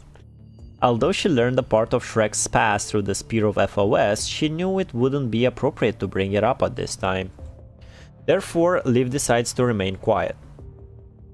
You're trading for the serum. What about her husband? What's he trading his supplies for? Oh, that's also a man from Echo area. Also this serum, he was originally tasked with exchanging supplies, but since he hadn't returned in a long time, I went to look for him. Oh, but we're running low on serum ourselves. Do you have 4 vials to trade for these supplies? I can only trade for 3, just in case we have new wounded refugees. It's okay, I understand. He rubs his rain-soaked hair. After I left the Forsaken, every conservation area on my way here had run out of food and serum. Some even tried to rob me. Seems like you guys are in a lot better shape. The outside is overrun with hetero creatures. Mind if I rest here? If the doctor doesn't mind, we don't either. If you don't mind the lack of space... of course not. Thank you. He yawns carelessly, leans against the corner and closes his eyes. All these people gathered together, but no one knows what will happen tomorrow. What would the commandant think after regaining consciousness? I wish you were by our side, Commandant. I think it was early autumn. 1, 2, 3, 4, 5. We're going for a 6 combo, bro. 6 story node combo. I think this is gonna be the last one, and we're doing music reaction. Nightfall descends upon Earth once more. Liv steps out of the room where the 2 commandants are resting and looks out at the landscape outside the basement. What can I do to make Valics regain consciousness? Dim moonlight covers the sacred earth in a veil of peace, obscuring the mountains of death for those still wandering out in the wilderness. If time wasn't a measure of how long the explorer had left, it wouldn't be important for those hiding in the enclosed basement of the conservation area. Here the reference for measuring minutes and seconds is no longer a clock, but a sense of hunger. When most people would go to sleep according to their biological clock, the constructs protecting the conservation area of CT-043 still haven't begun to rest. They are either guarding the conservation area outside or still on rescue missions, and Liv is no exception. Today, the new rescue team brought several injured refugees. Although they should have been happy to find new survivors, the increasingly scarce supplies make it impossible for them to celebrate. She wants to do something, but there is nothing she can do. She wants to speak with others, but her listeners have gone their separate ways. Before her regret can condense into a needle stabbing into her chest, she carefully weaves into her diary. Alright. That's a cool art of her. Intensive care patient record. Lindsay, 21 years. Oh my god, she's but a child, man. Fell from height, open fracture, skin damaged, open wound and skin exposing broken bone, hemopneumothorax, ruptured spleen, ruptured liver, septic. Oh, she is dead. Medical history, nail. CPR performed, return of spontaneous circulation, in urgent need of AB blood, splenectomy and liver repair. However, such complicated surgeries cannot be performed in current environment. Is there really nothing we can do? When Miss Lindsay was brought in, she was in critical condition. I heard she fell from a high-rise building trying to protect her partner. Thanks to her, Miss Jean only had minor injuries on her left hand and ankle, but her blood type did not match Miss Lindsay and could not be used for transfusion. All she could do was pray by her side. As a medic myself, I know I shouldn't believe in illusory concepts like destiny or God. Still, I hope for a miracle. Okay, that was a fade to black. Damn, those Endfield videos brought you quite a few subs, Valics. Streams or shorts? Nice, very nice.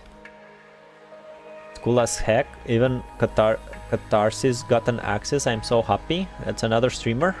And welcome back, Rojak. I saw your comment on his post. I mean, Nexus's comment, I suppose. Miss Lindsay was rescued at noon, but she was seriously wounded. It seemed unreasonable to try to save a seriously injured patient with such a lack of materials, because it would only prolong her pain and would not change the outcome. But I saw Miss Lindsay desire and struggle in her eyes. Whenever she slightly regained consciousness, she would be looking for her partner. Whenever she found her, she would open her trembling mouth as if to say something. She must have something she wants to say, that's why she worked so hard to do so. So I did my best to give her first aid. Her chances were slim, but I still hoped that a miracle could happen. That was a fade to black. Speed though, what I missed, so I'm good this time. Thanks YouTube for 2Z speed. Nexus says. My song, Punishing Grey Raven, Who I Used to Be, Alpha's character impression song.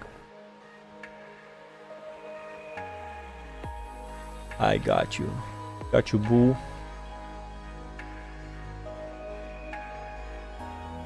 I'll just copy the whole thing. So this is Nexus. You have 4 songs.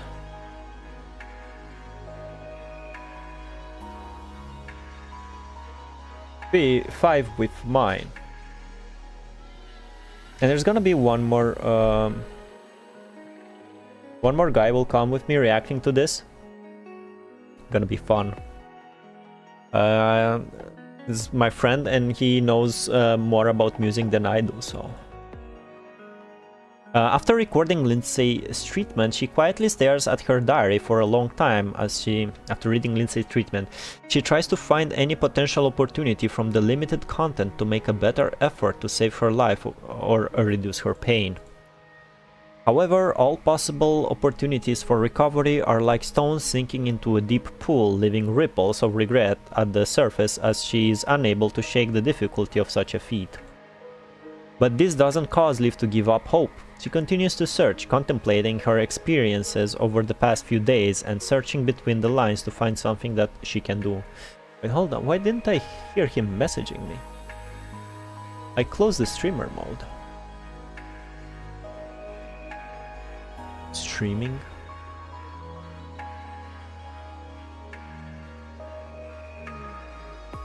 Is Discord really...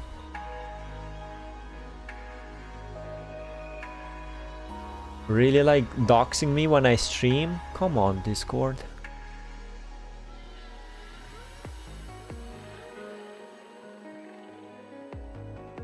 What about reaching to the current best songs list as well then? What do you mean reaching to the current best song list as well? How about reaching to the current best songs list as well? Like showing him the playlist? Oh, you heard of those terms? Anyway. But this doesn't cause Liv to give up hope. She continues to search. Yeah, that she can do. And I stopped right before the Fade to Black. Mr. Lister. Lister, 37 years old, abdomen injury caused by hetero creature attack, acute renal injury, severe punishing infection, festering wound, unconscious most of the time, medical history, post-polio syndrome, scoliosis, right foot pronation, prolonged malnutrition, maintain fluid resuscitation and keep checking for infection. I don't know much about Mr. Lister. He was just transferred from CT42 yesterday. I only know that he hates sweet flavored cookies and that he wakes up at 4 AM in the morning and cries. Fade to Black. Song time? Song time after this note, Panther. Y'all wanna join Discord when we do a music reaction? You're my music man. When we've evacuated CPF 40, we believed that there was still time to rescue others, so many teams were with us. There was a chance for the situation to get better, there was hope. But as time went on, more and more lives were lost, like remnant memories of the past. The seeds of hunger and sickness began to sprout within the survivors. A prolonged future no longer brought joy. Instead, it has rather turned into a hotbed for incubating suffering and torture.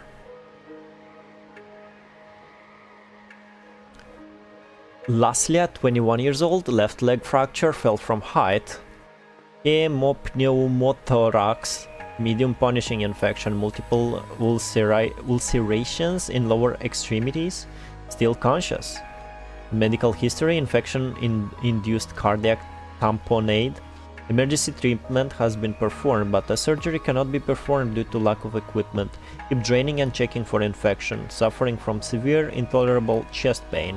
We are running low on painkillers.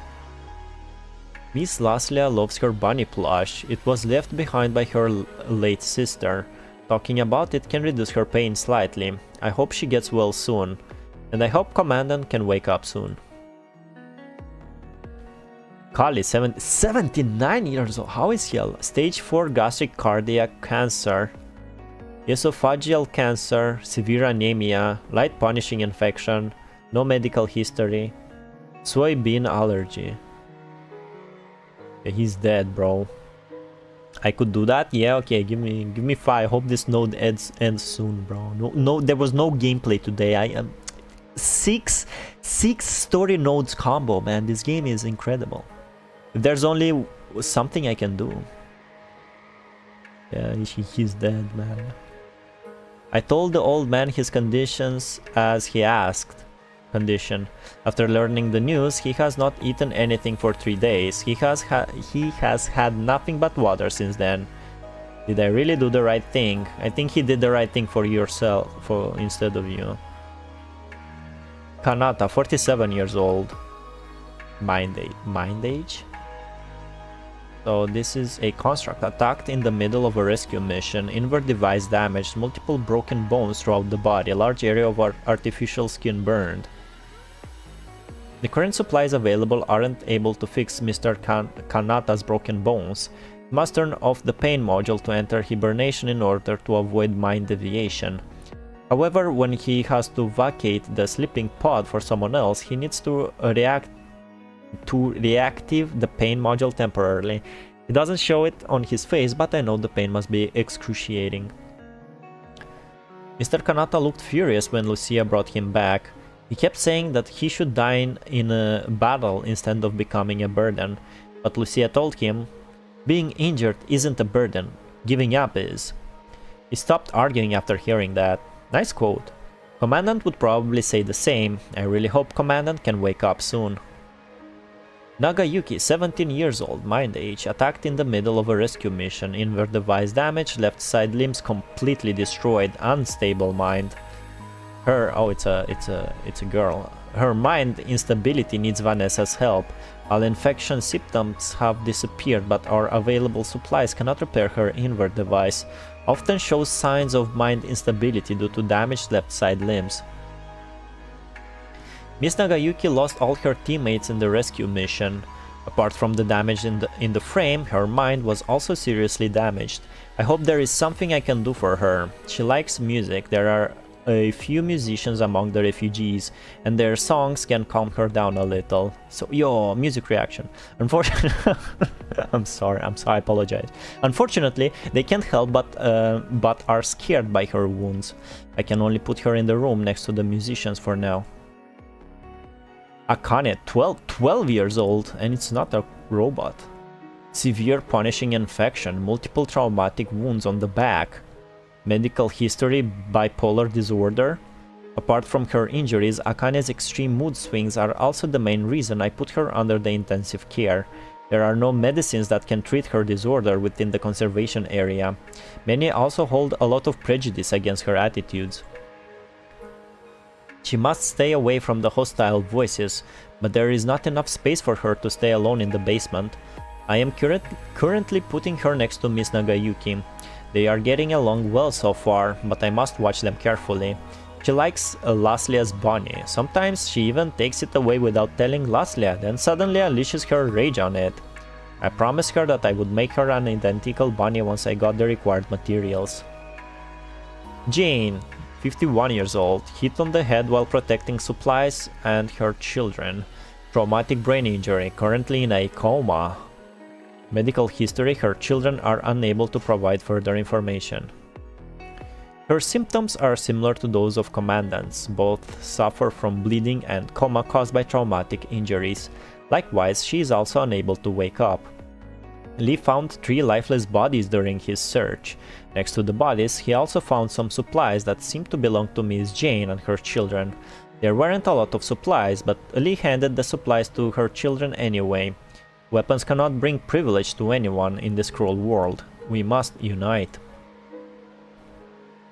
Bach, 19 years old. Both legs amputated due to hetero creature attack. Multiple stab wounds on the back. Severe punishing infection. The stumps are ulcerated and unable to heal. Stumps. Anemia. No medical history. Penicillin allergy. The lack of painkillers makes him suffer from enormous pain from ulcerations and sterilization. Thanks to the serum, his infection seems to be healing. Mr. Bach is a very optimistic person. He would force himself to laugh even when the pain became intolerable. His friends are all very proud of him, but he passed away. The wounds on his back caused tetanus? His friends buried him on the hill behind the conservation area. I'm so sorry. If only I could pay a little more attention. If only we had more supplies. But there are no ifs. Sorry. Orphe, 45 years old. Multiple tears in chest and abdomen caused by hetero creature attacks, severe punishing infection and abdomen ulceration, prolonged malnutrition and anemia. Medical history, dysfunctional uterine bleeding. She was already in hemorrhagic shock before the surgery. Thanks to blood donors, we were able to save her from death. However, her wounds weren't healing well and required intensive care. Miss Orphe is a nurse in City 43's conservation area. She has been through many rescue missions. Despite her injuries, she kept comforting me as I changed her dressings. She told me not to lose my courage even after witnessing many deaths, and that I should not be disappointed in myself even after I failed to save someone. We must let go of our remorse and embrace the future so we won't have new regrets. I never confided in her, but she read me like an open book. Alright, Liv. Alright, that was a fade to black. I feel like replacing my recommendations. Well, you have a little bit of time. Poor Liv, so many things to handle. One doctor and so many patients, man. Is this real? I would like to change Oste, but 8 minutes is not fair, so I will leave things as it is. You want to do Sidology number 2, IA? I know you. On the night prior to the blast from the Longinus Arsenal, the staff and residents of City-43's conservation area planned to evacuate south to City-44. During the evacuation, their team was attacked by hetero creatures and had to return to stay with Grey Raven, which had arrived later. Everyone who stays in City-43's conservation area owes their thanks to the residents. Without them, there would be no secure shelter, and Liv wouldn't have been able to remove the commandant's hematoma. But she still wouldn't have been able to save Orphe's life. Even if you hold the precious water of life in your palm without a container, you can only watch as it drips from your grasps until it dries up. Oh, another fade to black. The deeper that sorrow carves into your being, the more joy you can contain. What? Together they come, and when one sits alone with you at your board, remember that the other is asleep upon your bed. Verily, you are suspended like scales between your sorrow and your joy. Only when you are empty are you at a standstill and balanced. She has seen those who look down on life and death, as well as their calm expressions of indifference. But Liv cannot do it. She chose the more cumbersome path. During countless helpless nights, she has let silent tears burn her wounds and pain, giving her motivation to work harder to build a better tomorrow. If it really happens so that together they come, it would be her motivation to tip the scales and achieve happiness. Are they talking about like scales? Like, you know, balance thingy? Constructs have a stronger ability to fight and survive than humans. However, they cannot survive this forsaken catastrophe alone. The punishing virus, casualties of war, insufficient maintenance chambers and power, unrepairable frames. Aside from these obvious dilemmas, the hearts of constructs will never waver just from a change of frames.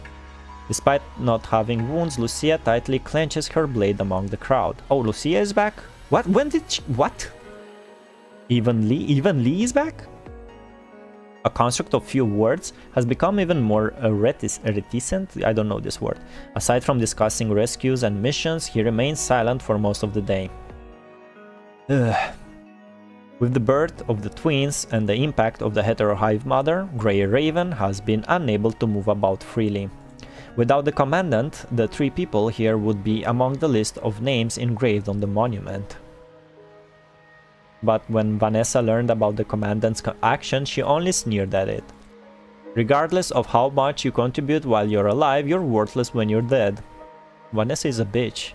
Saying this, her eyes revealed some indescribable haze, like that of an anger or sadness. Of anger.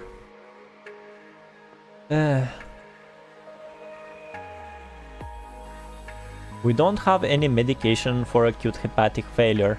Lucia is going to another conservation area to seek assistance. Without medication, I'm afraid he won't survive another 3 days. With me? But the other conservation area also has a patient suffering from acute hepatic failure. Commandant still cannot take any food. We are also running low on the fluid used for parenteral nutrition. What should I do? Parenteral. Looking at the list of critically wounded on the last page, Liv becomes lost in thought. There are only 11 critically wounded because most of the others could not make it to the moment when rescue came. The 13-year-old boy, Pulana,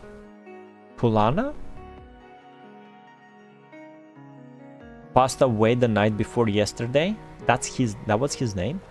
However, his name is still on the record because Liv has been too busy to update it. Liv had heard the refugees laughing a while ago. Poisonous mushrooms will cause you to hallucinate. You'll see all sorts of crazy things. You should try it if you get the chance. Hell yeah! Liv warned them not to try them just to see some crazy hallucinations, because the only thing that would happen is liver failure. Ha! What does it matter if we die of hunger or die from being poisoned? Might as well go out having fun. That is the cruel reality. The possibility of an excruciating death from hallucinogenic mushrooms has become seen as a peaceful death. Is that why you ate them, Pulana? That's a boy's name. It's meaningless to ask questions about the deceased. Liv shakes her head and shifts her attention back to the list of supplies. Yeah, I'm not reading this. The lives and well-being of the refugees hinges on the list, but no matter how many times... Bro, why every time I'm saying I'm reading the last node, it's the longest fucking node of the stream? The lives and well-being of the refugees hinges on this list, but no matter how many times she checks it, the supply shortage won't miraculously get any better. Oh, it keeps going. Oh, it's all the people. Even now, the commandant's life hangs in the balance. Even though she only administrates the minimal electrolyte compound required, there are only enough supplies for 2 more days. Hey, doctor! A call from within the basement interrupts Liv's thoughts. She puts down the records and hurries in the direction of the sound. Yo, Chuck, gonna play as a song? I think I heard Akane crying. Can you check up on her? Okay, thank you for telling me. You know, bro, she's not a babysitter, she's a doctor. She nods and quickens her pace toward Akane and Nagayuki's room. Akane. Me when I hear mushrooms. Bad luck, my dude. Bad. This is so bad, bro. Miss Liv. Throwing herself in Liv's arms, Akane lets out a muffled cry in the comfort of Liv. Quiet as it is, Akane's cry makes its way through the basement, stirring up empathy from the other refugees. Faced with the mounting disaster, everyone is nothing but rubble amidst the rising flood of despair, leaving no hope for retreat. If Babylonia's next rescue attempt is futile, what will happen to the commandant and the people stranded here? Liv held the crying Akane and puts her hand on her aching chest. If there's anything I can do... She desperately awaits good news, hoping that she can have the power to end everyone's suffering. But time and again, she is helpless in changing reality. Liv pats her on the back and sings an old song to alleviate the despair hanging in the air.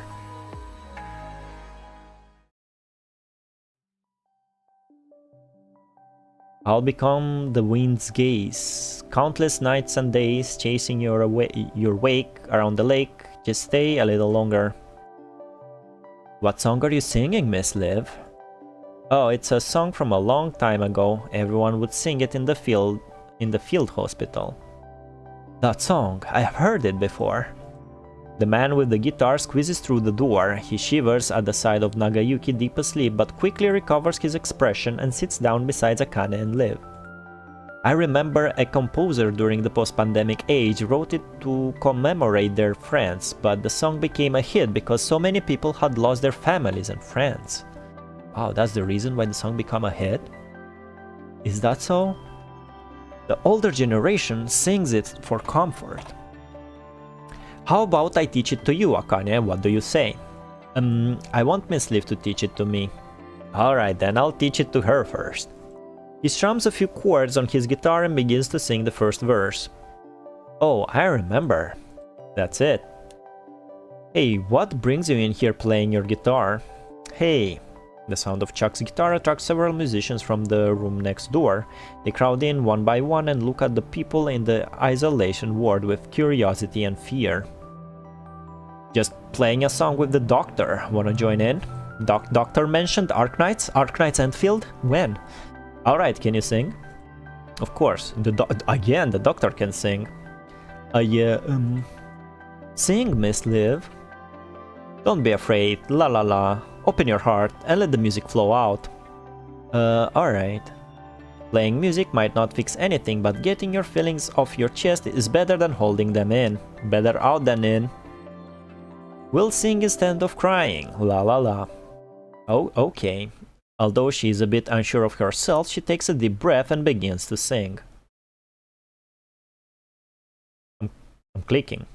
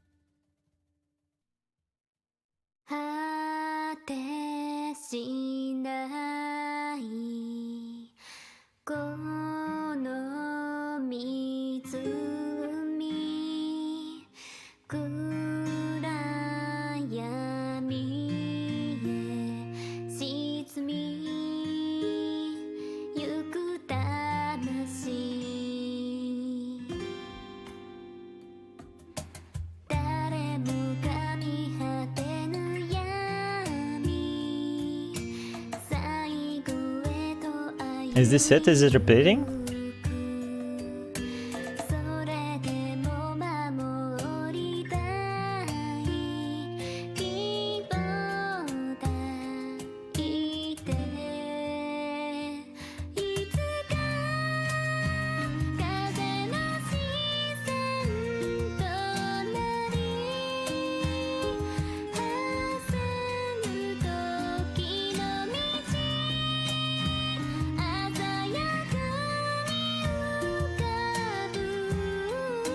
Well, good one, Liv. Alright, I'll read where it stopped. Even as the sun or evening wind, your familiar yet mysterious shadow must also believe that we will meet again. So these are the lyrics. As her voice fades, Liv finally. If they could sing the text to the song, that would be awesome. As her voice fades, Liv finally notices the crowd standing around her as everyone erupts in applause. That sure brings back memories. I didn't think anyone could sing. Well, we don't want to waste such a rare opportunity. Let's teach everyone to sing. Don't the wounded need to rest? Yo, it's Nagayuki. I'm okay. I wanna listen to everyone sing too. Me too. We'll sing instead of crying. La la la. Inspection of City 045 and 44 complete.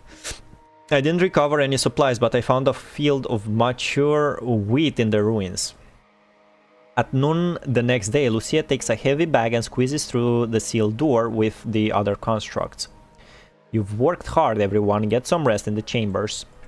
You should get some rest as well, Lucia. They wave and walk to a room on the left side of the basement, leaving the 3 grey ravens at the door. I also asked about the medicine you requested, but they didn't have any in stock. What about the other areas? I checked, but the other conservation areas are worse off than us. We just had another critically wounded refugee join us. If this keeps up any longer. In the current situation, taking supplies from anyone else would make no difference to the status quo. Sorry. Lucia? She grabs Lucia's hand and shakes her head. It's okay. In this situation, we can't save everyone. Liv comforts Lucia slowly and painfully, like treading across water laden with thorns. I'm dead. We can only do our best. Sure. Here, I found some of the cloth and cotton you requested earlier. Thanks. Aside from this, there's also some not so good news. The conservation area at CT-44 was ambushed by a horde of hetero creatures. I heard that from the refugees that just arrived. What happened?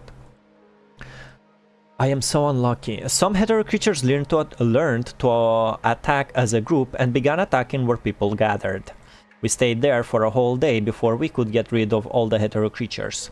Parts of the conservation area were damaged, leaving only one construct to repair the CPF and evacuate the refugees gathering there. Looks like there are fewer and fewer temporary refuges. The twins are still at CT-41, which puts us in danger. If these rescue missions from Babylonia keep failing, we'd better prepare an evacuation plan just in case. Now there are more people gathered in this conservation area than in any other place, which poses an issue for evacuation. There are few targets left that can be destroyed traveling north along the west coast. We'll be defenseless if we're attacked by either the twins or a horde of hetero creatures. If these rescue missions from Babylonia keep failing. The three stand silently at the door to this hypothetical question. No one dares to open it and reveal what awaits. At first, the team stayed on the surface to help those in the same situation, while also giving the commandant some time to heal. They believed that there was still a ray of life in the dark depths. They believed the enemy could be defeated, that people would survive, and that the commandant would return to the team. But these expectations, struggles, and prayers have had no impact on the growing sense of despair. It's too early to give up. We need to believe in Babyl. Right as she says believe, she suddenly lowers her head with a somber expression as if remembering some painful memory, then trails off. Lucia? It's nothing, just that if they continue to use the same tactics for conducting rescue missions, it'll only lead to more deaths. Perhaps they just need some time to adjust their tactics. Lucia solemnly looks at the nearby room, the room where the Grey Raven commandant remains resting in a coma. But we should still be prepared once rescue... Whoa! What's in the heavy sack? A refugee with keen eyes spots the rice brought back by Lucia and cries out in surprise. I found this rice in some ruins. We're going to make porridge tonight. Woohoo! Sheena, get your pot. This sack of rice is enough to feed all 100 of us. His shouting gets the attention of those around him, who all stand up in surprise. That's great. Looks like we're getting porridge tonight. Finally, some good news. Want me to help make it? There should be an extra stove in the storage up top. Ours is out of gas. We just gotta bring it down here. Okay, I'll go get it. Oh, she smiles. I'll also collect some purified rainwater. It's been raining non-stop the past few days, so there should be more than enough water. Then the rest of us will sit here and rub the rice ears with our hands to remove the husks. Huh? This ain't no rice. You can tell just by the sack. Besides, the constructs had to fight to bring it. Are you too lazy to help them prepare it? You're the boss, we'll do as you say. Boot-licking Shreena, you only ever listen to the leader. Shut up, all you do is gossip. Never gonna finish, bro. This nod, thank you Koala. This nod has two CG arts, man. Everyone begins to engage in joyous conversation as everyone... This is pretty cool. This one is pretty cool. As everyone lines up to take strands of rice and begins husking them in every corner of the base. Shortly after, the water purified and cooking implements are ready. Everyone puts the husked rice into the water for it to be filtered and then set to boil over the fire. Only an old man is left holding rice. He stands up weakly and attempts to address the crowd, but his feeble voice fails to garner anyone's attention. Mr. Cully, what's wrong? Since being diagnosed with cancer, he has refused. Didn't he die already? Can I hold on to this? Of course, it's meant for everyone to eat. Not eat, just save. He shouts with all his strength, but only intermittent syllables come out of his lips. He was already malnourished before refusing to eat. Now he's more like a candle in the wind, as if he would go out any moment. Of course. These days, the old man gave his own food or the food he could get to others. This was his only request. Liv has no reasons to refuse. She doesn't understand why, but seeing him struggling to speak, she refrains from asking any more questions. She just helps him sit beside the bed next to his wife. Thank you, young lady. My legs aren't what they used to be. I told him not to stand, but he's as stubborn as a mule.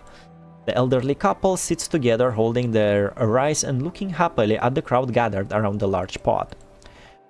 The embers in their eyes, which were extinguished by despair and rain, ignited once more. People danced among the steam, dispelling their depression over the past few days. The sobbing that echoed throughout the basement had stopped. The bedridden people slowly opened their eyes to catch rays of light in their dim vision. In this dark world, everyone gathers together to watch the small portable stove and the large cooking pot as they waft the delicious smell of rice porridge. If hope were to manifest itself, this would surely be the embodiment of it. Question mark. 3 dots.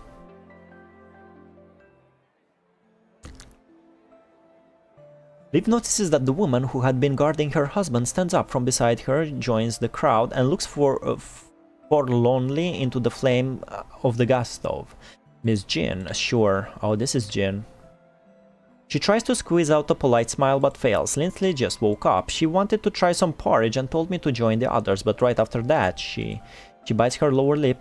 You can see her lower lip as tears begin to trickle onto the floor. Just like you said, she won't make it through the night. Her sobbing becomes louder and louder. The people around her gradually quiet down as they are brought back to cold reality. Oop, there goes gravity. Old lady sighs. Some people can't endure this moment, others can't endure the next.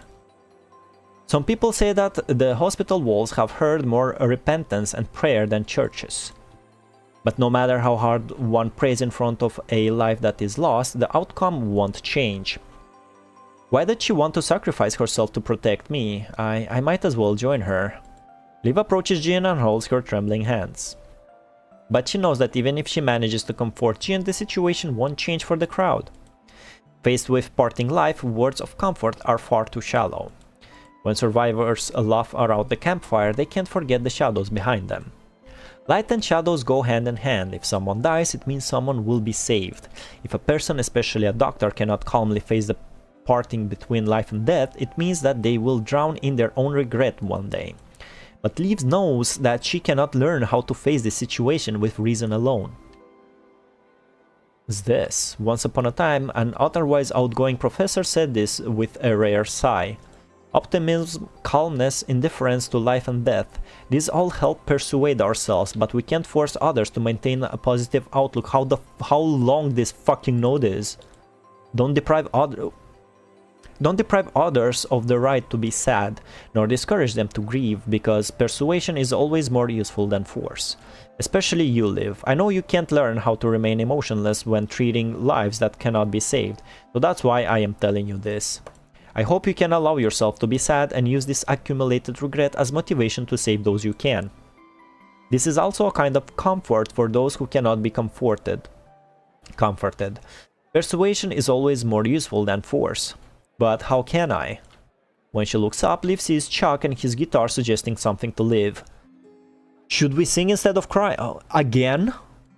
He nods, then closes his eyes and begins to strum his guitar. Shortly after, the other musicians follow his lead and join in. In the crowd, those who have learned this song before coma begin to sing along with the music. Life is like a round lake along the path we take. Running with the birds, playing in the dirt. I walk on and on, but where have you gone? Hearing everyone sing, Liv faintly smiles and joins them. I'll become the wind's gaze countless nights and days, chasing your wake around the lake. Just stay a little longer, don't walk away so somber. That song. It's a nice song, if only the commandant was awake to hear it. We'll just have Liv sing it again when the commandant wakes up. Oh, Lee said that? Okay, when that time comes, we can all sing together. I'll pass. I think the commandant wants to hear you sing. I think this note should have been splitted in 2 or 3. The music and hot porridge warm the hearts of the despondent crowd as they join in the chorus and clap along. They find some blah blah blah. They use the song to unload their grievances and shed tears, leaving only faint echoes of their cries. See what I say, playing music might not fix anything, but getting your feelings off your chest is better than holding them in. We already went through this. Listening to the song, the old man's lips begin to tremble and his eyes brim with tears. What's wrong? He's fine. An old man like him, he's probably just thinking about the past. As people get older, some things become more clear, regardless of the song or a sack of rice. She shivers and lights a precious rolled cigarette as her eyes sink into memories. During the Golden Age, livestock and farmland were run by machines. After the meltdown of the zero-point reactor, food sources were cut off. After such a long time, it was difficult for people to take up farming and raising livestock, but some people managed to do it. Not many people were able... Am I reading this for 45 minutes already? This is insane. What the fuck were they doing? Not many people were able to while also fighting the corrupted. People talked about taking seeds back to find safe places to plant crops. But once there weren't any corrupted people desperate for food came to seize all of our hard work. She raises her hardened gaze and looks around at the refugees sitting in the basement. Just like the Great Winter Famine in the historical records. There was no stable yield of food for a long time. People could only take what they could get their hands on. Without livestock or produce, we restored to eating birds and mice. People even scavenged in areas with hordes of corrupted, but few returned. So people began to breed something that they could raise quickly and that others hated. She takes out the half remaining rolled cigarette and draws something about 4 centimeters in length with her hands. She doesn't say what it was, but everyone understands what she meant. Cyanide. But there wasn't much left to feed those pesky insects, so they couldn't raise enough to be made into protein blocks like the movies in Golden Age. And normally people wouldn't have touched them, but worst came to worst, even those were taken. If this went unchecked, we would have filled our stomach with everything and there wouldn't be anything left, so rules were made and spread throughout word of mouth. Seeds must be left behind, offspring and fish eggs are not to be eaten, plant roots must remain in the soil, pregnant animals and their food are not to be disturbed unless there is an emergency. Once people began to abide by these rules, we noticed some improvement. Animals could be seen in the mountains and forests, and seedlings sprout in areas that were harvested. It helped us get through our darkest time. The old folks who lived throughout that era still remember it. But the disaster didn't spare us. It only got worse every day. Sometimes people break the rules when they're gonna get hunger, and blah blah blah. Then we met Cheese.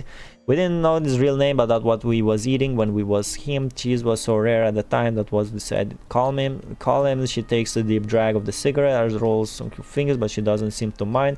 She just signs in the thick cloud of smoke. Nothing I'm proud of. We thought we well of seeing him eat cheese next to a field lived by. That old geezer snuck field food, said, but didn't leave any seeds. Cheese his wife barely made winter, but baby in bed didn't make it. The first time we heard this song was when he was kneeling in his empty field, holding his wife who had fainted from crying. I can't. Fuck this, man. I'm bookmarking this. So I can press skip. This is they fucked up, man. You want me to remain invested for so long, bro? You gotta be fucking kidding me. I'm not opening the window, bro.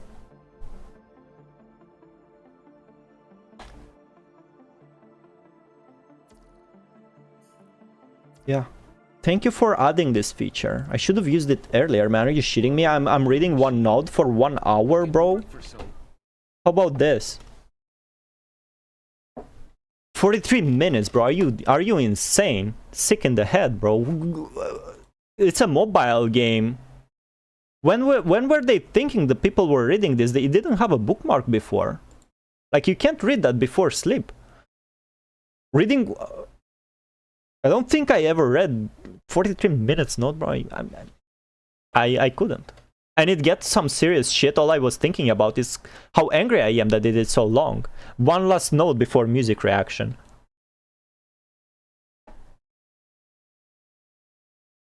Oh, exactly this note, bro. I'm so fucking pissed. Anyone added any other songs?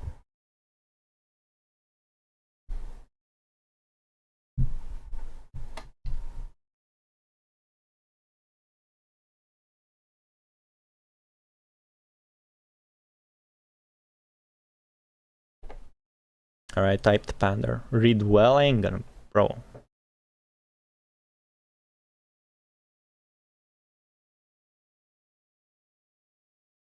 It's gonna be your future, you mean future?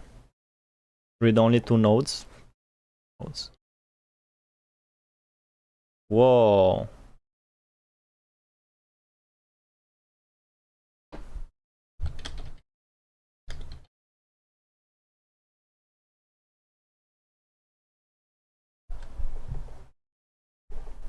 Let me make the start making the playlist. Gonna be 1 node per stream, man. So the first one was Nebris, Million Days by Sabai. I was really losing my marbles. Exactly, Koala understands.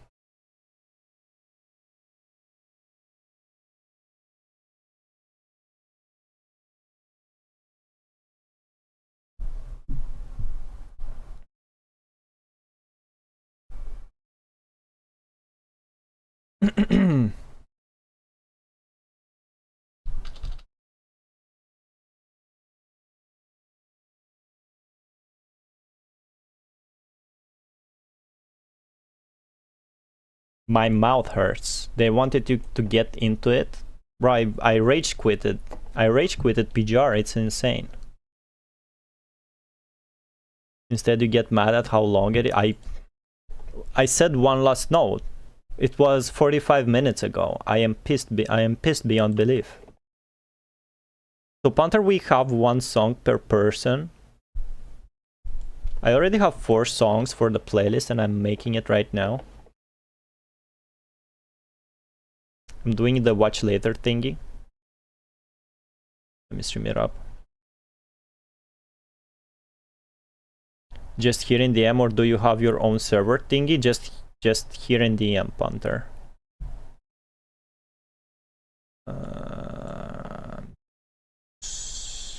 I'm fairly pissed. I need to do this and then do this. Not Chrome exe. Oh, there he is. Hello there. Hello. Oh. I hear me. Yeah, the stream is gonna hear Let you. me know if they do. Yo, wanna be Tachyon? You're gonna be Tachyon. Yo. Alright. You don't got Twin Turbo over there? Hello, stream. Yeah, I can. Valics Maniac. Valics Maniacs. Tekken refugees. Honkai Impact haters, man, all of them. Tekken refugees. Oh wait, Meta Dreadnought. Tekken, they don't play fighting games. Good. Stay away. Not a good time. Have you tried Mary Sue? Yeah, she's fun. She's fun. I played low key because I know if I join any voice chat, it's just gonna be shit talking about Tekken, and I wanted to actually try to enjoy it. So yeah, and did it work? Yeah. Man, she's a funny character. Okay, which one of your songs do I put? Can you screen share, because if I put the stream, I'm gonna hear us double. Yeah, and it's gonna be and delayed. I'd rather and it's gonna be delayed. Yeah. Screen 1. Okay. There you go. There you go. But yeah, from the 4 songs I sent, just play the first one. If it's gonna be one per viewer. Peter Gabriel Sledgehammer. Hell yeah. Anyone in chat wanted to change their song, or was I tripping? Yo, Phantom Silver 6039 joined just right for the music reaction. The node in this chapter is very long for each one to get you in depth of the story. That's its goal after all. Well, they failed because I was raging so hard I rage quitted it. It's just very late. Once you pass part 1, there will be more gameplay, so you'll be fine. It's telling the whole story. I don't mind telling the whole story. I mind it being so much text in one node. Yeah, that looked. Is that like chapters, or what are nodes? Nodes is like, you know, like chapter, episodes or something. Yeah, episode in a chapter. That was pretty fucking long. That was too long. And it's not the first time they do this. It's a mobile game for phones. Like when I don't know why they don't like divide it more, but I guess it makes sense. When they were writing that, when were they thinking the players would read it, man? You can't read it in a metro. I think they want you to read it in bed and like really get into it. Yeah, like for 1 hour. I think that's the 15 this minutes game's so before good. bed. This game's so good I didn't even sleep. Yeah, 6 episodes without gameplay, by the way. Yeah. Someone that understands. I'll stick to my guns. Nope, I will. Okay, so I am the only one here with fighting game knowledge, honestly. Really, Rojack. Okay, we start. All right. So, will my screen sharing have? It will have audio, right? It should. Well, first one is Sabai Million Days. I'll tell you if it doesn't. Alright, I'm starting. It does. It does? Yeah. It's all good.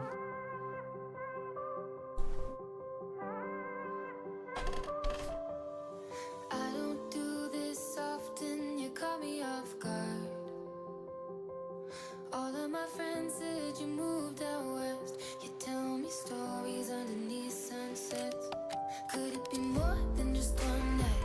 Kissing the cab ride, head turning left, right. Get a ticket for 2 to wherever you choose. Drinking some red out of the blue. You say my name with your accent, makes me remember how much I missed you. Hope you're planning to stay for a million days. You'll be my summer in December. Hey boy, trust my intuitions always. I'm not superstitious, I got lucky. Stole your heart and it was mine for the taking.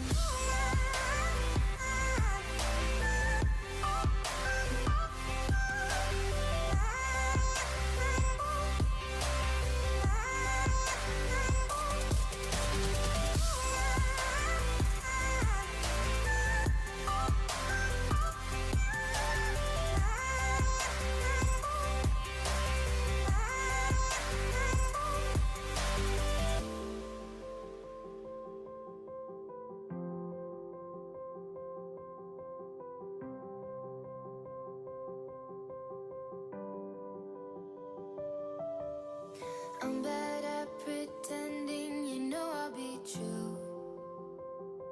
Sunday mornings and midnight lights turn into songs that you watch me write. Stole your sweater on that night, you took a picture, keep by my bedside. So you're mine when you're gone, baby, please don't be long. I got my ticket to the west side. You say my name with your accent, makes me remember how much I missed you. Hope you're planning to stay for a million days. You'll be my summer in December. Hey boy, trust my intuitions always. I'm not superstitious, I got lucky. Stole your heart and it was mine for the taking. It was mine for the taking. It was mine for a million days, in a million ways. Stole your heart and I got lucky. Stole your heart and it was mine in a million ways, for a million days.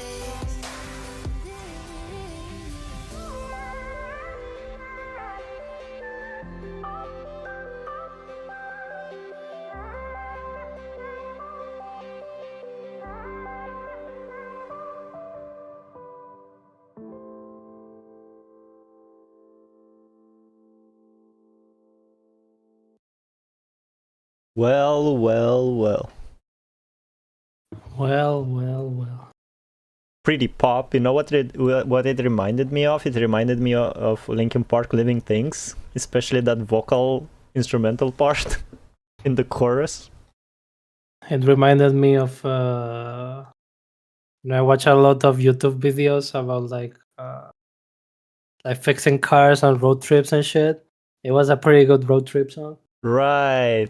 It's a background music for Yeah. for vlogging. They're talking to you about how like Japan is like the best country, the most beautiful country ever, and this shit's Car playing in the repairing background. Japan. Yeah, they have like a fucking RX-7 or something. Reminded me of that. It was a pretty good song. It was okay. I wouldn't listen to it again. Not even as a background at work. Nexus Nice voice though. Nexus said, I gotta say, it's not a bad song, pretty good. It's pretty good. And IA said it's a nice car song. There, you got it. Not my thing, so I can't judge, said Rojak. Well, I will judge it by saying I won't listen to it again.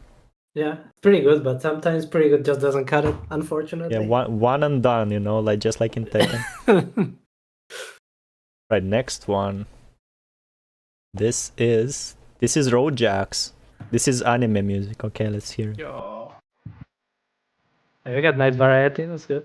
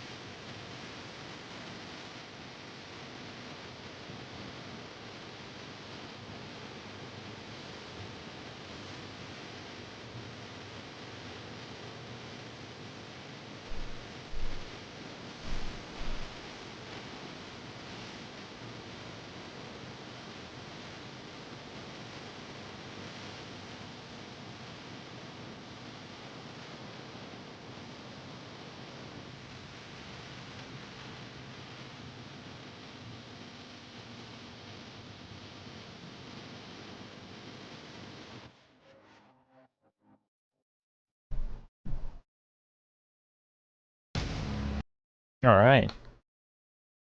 I mean, felt like the vocals were lacking. Or Yeah, I was gonna say, is this like a translated song? Is it originally Japanese? it's Sawano Hiroiki. He usually makes bangers. I don't. Maybe Or the like maybe Japanese lyricists, like you can tell that there's something weird going on there. something weird was going on. And I felt like even the quality of the audio was like not the best. Probably it feels like a lot was going on Yeah, for the instrumentals, but I guess audio was so bad it didn't shine fully. it's And a I pretty don't good know. song. It reminded me of a video from 2017, bro. It sounded like it was uploaded in like 2004.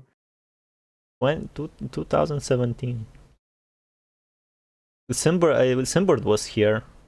He said, "We come." I think he said it to you. We came here for the truth, not you being polite. Regarding the song reactions, crazy ass anime. She was fighting a mech using a violin and a sword. Crazy thing. I was not looking at the screen. I was trying to listen the song, and yeah, I don't know. It was getting a bit monotonous as well. I think if this would have been in a better quality, I could listen to it a couple of more times. My favorite. It reminded me of like those 2000s bands with girlies on the like fucking Within Temptation or whatever. Like Yes. Evanescence, but not Evanescence, you know? You know what I'm Something talking like about? that. And this is why I'm surprised, because usually this guy works with good female singers. I don't know why this one was lacking. Amy Blackschlanger. Let me Google Amy her up. Blackschlanger. That's a nice last name, bro. Blackschlanger. Rojak. My favorite anime. Its only problem that it has zero rewatchability. I didn't watch this. Simbert, have you seen this? Selena vibes. Wasn't that annoying? Forgot about that PGR song. Apparently she was in some Attack on Titan song. No way. She got better, maybe. Amy Blackschlanger. FF13 too. Yo. She's a voice actress? Which one though? No, I guess she sings and some of those songs have vocals. Yeah, this guy wrote the soundtrack for Attack on Titan and Kill la Kill. Which one is Unseen Intruder? No, you didn't sing this, Simber? Sawana usually works with one special vocalist. Yeah. Is it? I guess it's not this one. Nexus Them, you will love that one. I will send it next time. Yeah, don't forget.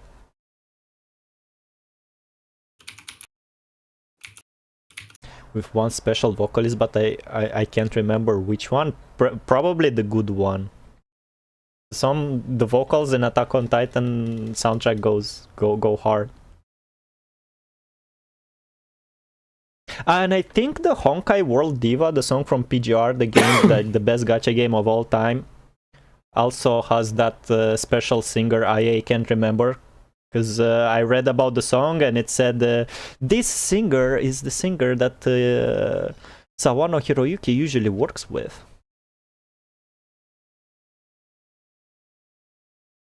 What were you looking for, Panther? The singer, she's in a FF13 2 song, and I have played this game, and I've never heard this song before in my life. Wow. But it's a pretty good song. I feel like I would remember it, but she's like singing, it's like low-key singing. Just like, you know when they, like, you know, like Nier songs where they have like gibberish in the background? Like chanting and shit? It's kind of like that. So she's a back vocalist. I guess. she sounds nice, but yeah, this recording sounded kind of low quality. I don't know if it's the video or the recording. That happens a lot with anime music, unfortunately. That it doesn't get released as a soundtrack, so you get stuck with like a shitty version. Yeah, probably why the audio here sucks. That's unfortunate, but decent song. Rojak, I didn't recommend you my favorite Sawano song because it's Kill la Kill and you most definitely know it. It's Kill Wail, isn't it? Where do I send songs? Type the name of the song in the chat, Simber, then we are going to the next one while you're doing that. Chop chop, man. Time's money. Money's time. So this is Jets and Guns 2. This is probably Machine Supremacy. Has to be. No description. Uploader is doing great work, no disrespect. Alright, let's see. I bet this is Machine Supremacy, but I don't know. 11 minutes. 11 minutes? Oh.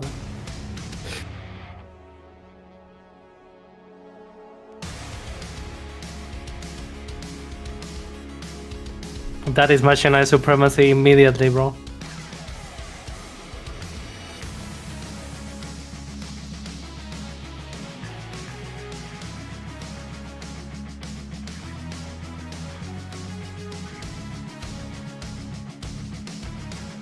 Oh, you need regular one weight? Well... Oh, maybe this... Oh yeah, this was extended.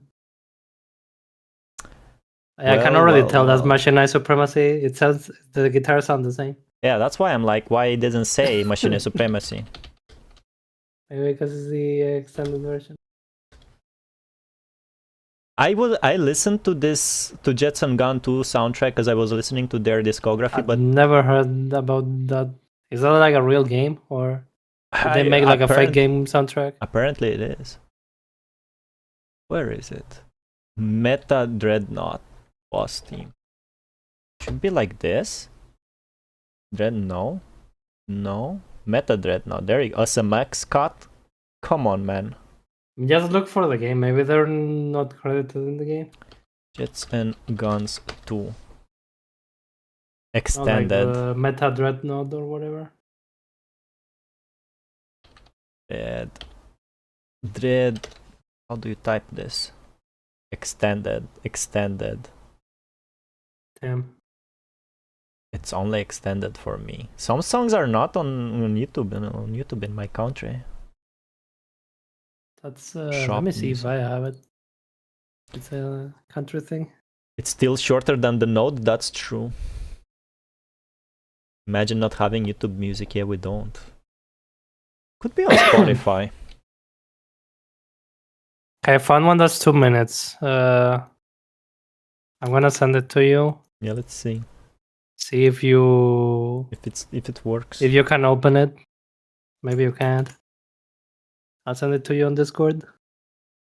It is Machine Supremacy. Nope.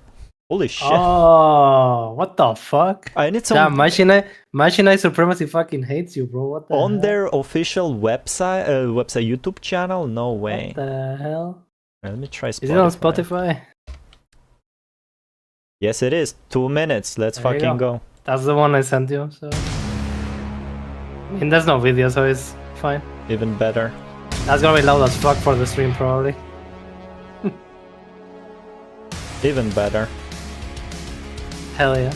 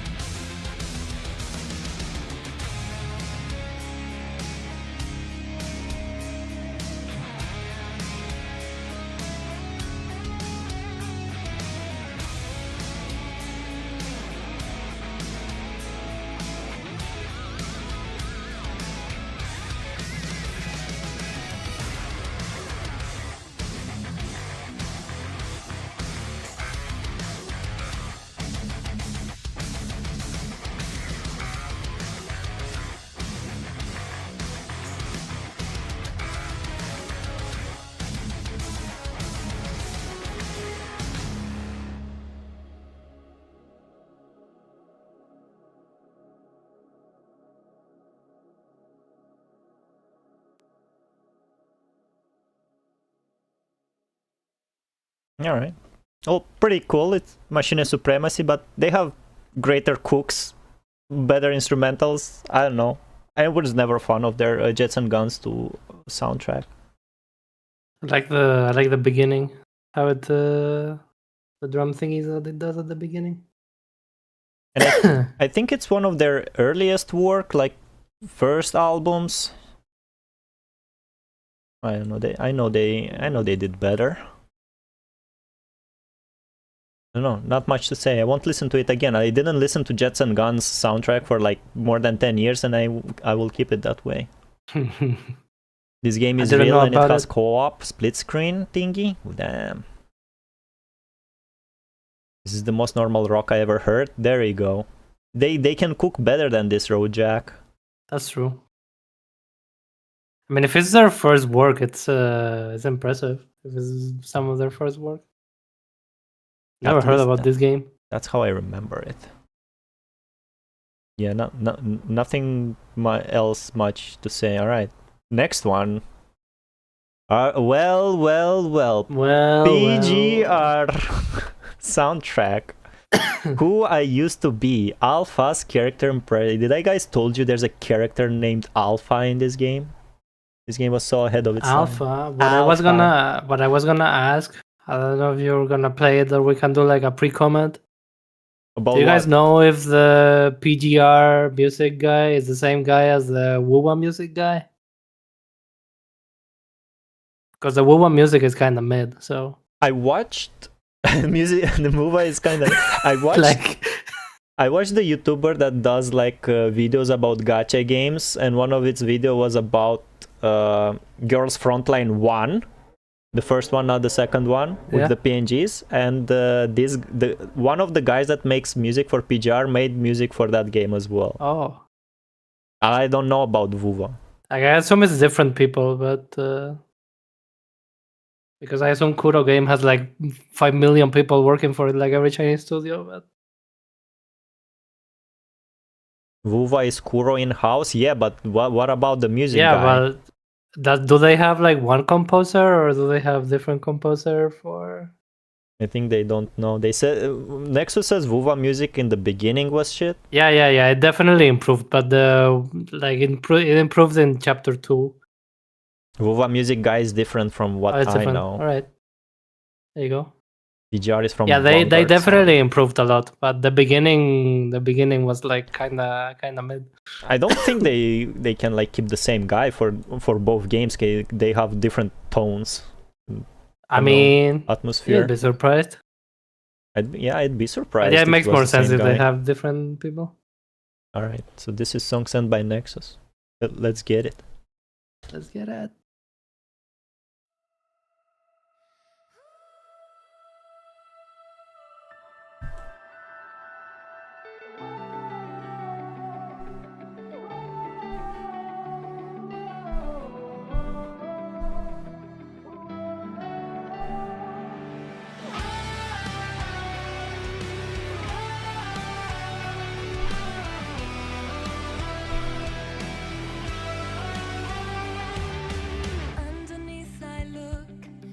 Reflection in your eyes. Who am I inside? Hatred lingering, it won't unravel me. Bring me to my knees. How am I still so cold? I feel numb, broken and undone, holding on to memories like flying leaves in between, living in the dead. Flip a switch and do not feel. Is it even real? Do you see who I used to be? So far from me, like a distant memory. Was it all a dream? Hold your hand in mine and destroy whoever tries to come in between. I feel numb,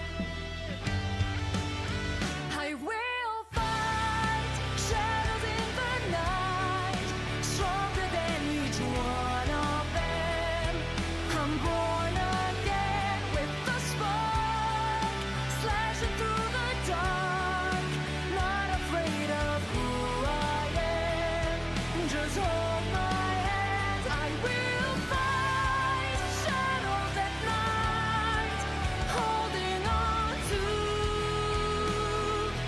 memories with the spark, cutting the dark, not afraid of who I am. Now I understand. Do you see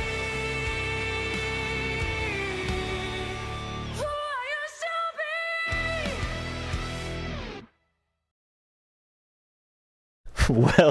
Well. Let me say my brutally honest, unhinged opinion. I like what the song was doing. I like what the instruments were doing, what the notes were doing, and how were they playing, and how it was constructing, and the melody a lot. But by God, she has no pipes, man. She cannot carry this song. Yeah. It was so bad at some parts, man. Like, give I this... wanted to like it, but I also want to like it. I but mean, everything is it's good good. except the singer. I think it's good for gacha music because they probably got the singer for cheap. Let's be honest here. Probably one of voice actresses. Let's be honest. I was looking the singer up actually. I don't know if the singer does more songs for the. Like the song is pretty good. The song is good. I like it. I hadn't really listened to PGR music before. That's pretty good. Way better than Wuwa. Let's just be honest here. Spela Gorogrank. If she had I don't know, like, voice actors and singers are two different professions. It's the same they already sent me another like alpha song and I had the same issues, like, and this one is better than the last one. I like this one way better. This one has only one bad thing and it's the singer. Happy Alpha doesn't exist in PGR. I was not watching the lyrics or the video. I was concentrating on the song.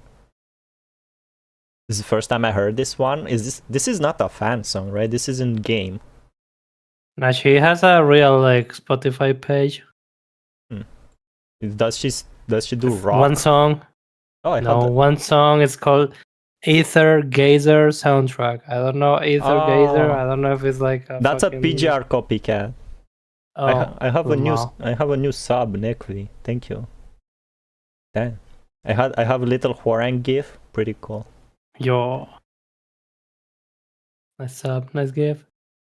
That's the first time I heard this one. Damn, Nexus deleted his messages, like, shot at himself. It was a good song overall. Yeah. Unfortunately, sometimes the singer... It was this close. I have the playlist, like, best songs ever, and I put them the songs I liked during this section of the stream. I have 3 songs there. This could have been there, but she has no pipe, man. She has no pipes. I will have to agree. The next song you will like a lot more than a lot of songs from PGR2. Alright, Nexus. Both of you. Brutally honest opinion. IA, kinda for me it's vibey and I don't care so much about vocals. It is vibey, but it's not going into the playlist. I have some AG songs incoming too later. AG, Aether Gazer. They are good for me and I am okay. Is it... Composer is a different guy, right? I think the composer like carried this song. Lyricist probably too. I didn't read the lyrics, but the singer dragged it down. I mean, the lyrics was fine. I thought it was like a good, like, it sounded like an anime ending, you know, like an anime credit song. Yeah. It's like chill, but it gets kind of pumped. It was getting after an pumped. Emotional episode, you know. Like there were parts in the song where if the singer it was a pretty good song overall. Yeah. Could have given me Chili Billies. It was this close. It was this close, but it was bad. I also feel iffy because of the singer. Next one will win. I bet most people don't know that song. Yeah, see you next time. All right, this is the song requested. Sledgehammer. Yeah, you guys don't know Sledgehammer. Panther By the way, Ocida. before we play this song, this song is from like 1994. Just before you watch this video, keep that in mind. This was made in the 80s. It's gonna be like some 9 Inch Nails like It's revelation. I mean the song is like from the time. There's nothing surprising there. Okay. But the video, I hadn't seen the video before I sent it to you, and I saw it today. This video kind of crazy, bro. I'm gonna be. Also, I don't want to hype it up too much, but this I- video kind of crazy. I need to watch it as a man with the paper for the video, huh? Yeah, exactly. All right, I see. I take the And also challenge. listen to the song. All right, gonna be hard. Let's go. What is this option? Select pre-firing, Panther. Do you mean? I don't mean it that way, bro. Just watch. All right, let's see.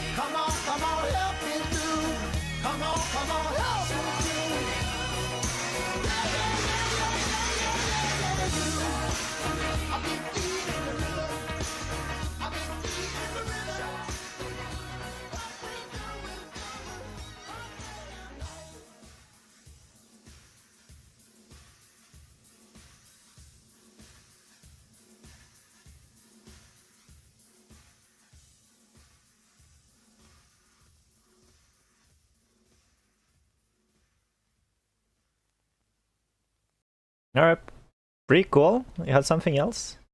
Yo, what's this? Titles? The credits, bro. End credits? No way. Casts? Lighting? Where? Find it. Animation. Aardman Animations. Peter Lord, Nick Park, Richard Golesowski, Brothers Quay. It's not that revolutionary for 94. This is just a stop animation. Like a music video. It's not a movie. Yeah, better being a music video than a movie, man. It still was a lot of hassle to make it, and I could feel the actor was a pain to work with. Not the actor, the singer. It was the most like shaky one of them. When they put an actual clay, it was way easier than with the actor. You could see that. So the thing about Peter Gabriel is that he's like a fucking genius, like a virtuoso, but he's also a clown. Yeah, so I guess he was having too much fun. So he has to be a clown, you know, at all times. He ruined the animation, man. What do you think about the song? The song? It's like 90s song. It feels like it's 80s song. It's from the 80s. It's from 84, 85. I don't know. I really like the bass on this song. Maybe I was looking too much at the music video. It didn't hook me with anything. Oh, not even the bass line? I did not listen to the bass line. Damn. It is what it is. I'm a sledgehammer. I don't know, maybe I'll listen to it later again. Because it's a normal ass song with good vocals, unlike all the other songs from this playlist. I'm gonna be brutally honest, unhinged right here, right now. On, Okay, Beat Happening Hangman by Simbird. What did the chat say? I absolutely love this already. What did you like? The song or the animation? Maybe the video. I can move my ears, by the way, said Rojak. Hey, congratulations, man. You're a normal one. Breeding, 3 question marks. I think I heard all recent things. It was an old one. It's a special song. The server that alpha song is the Cerberus song. Not in the game. Okay. Not a fan of this song. Damn it. This song pretty nice and light. I am just a bit overwhelmed by other songs with female. Oh, they're talking about the other song. We have a new song to the list, ladies and gentlemen. Rojak thought I would add it to the list, and I was busy, man. Kitchen Knives game. Song playing around is okay for me, not my vibe. No strings touched. Simbird asked what gacha game is this song from, Panther? 8 out of 10 for me. Cool clip. What's that gacha game with the idols where they sing? It's from there. With Hatsune Miku. I don't remember. Is that Hatsune Miku gacha, bro? Yeah, the one that's releasing a movie this winter or something. I forgot how it's called. It's I think it's like Fortnite Festival type of gameplay. I'm not sure. Should try that if it exists. Too many gacha games, man. Yeah, but if it's rhythm game with the boys, bro, I'll play that. If I knew the other guy was here, I would have sent Among the Wolves. You would both have liked that. There's always next time. I sent Valics like 5 songs, so it's fine. Yeah, he didn't There's know always the next rule. time. There's always next time. I sent them from old to new, so all the other songs are going to be newer than this. Giguk is playing Endfield. Cool. Alright, Hangman. Beat Happening. 1988? That's old as fuck. 1988. Damn. I don't know Simbert. this. I don't know this band though. All right.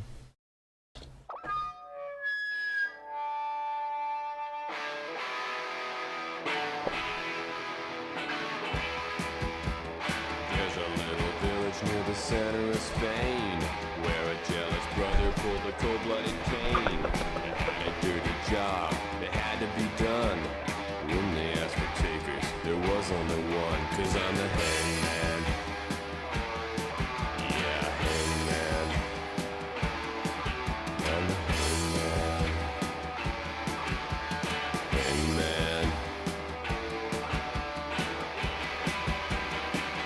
Hangman.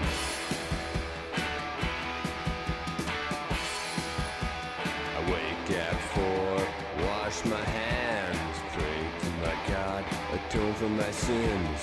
Walk out to the yard, test the rope.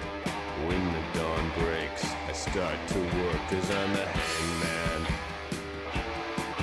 Yeah, hangman. I'm the hangman. 'Cause I'm the hangman.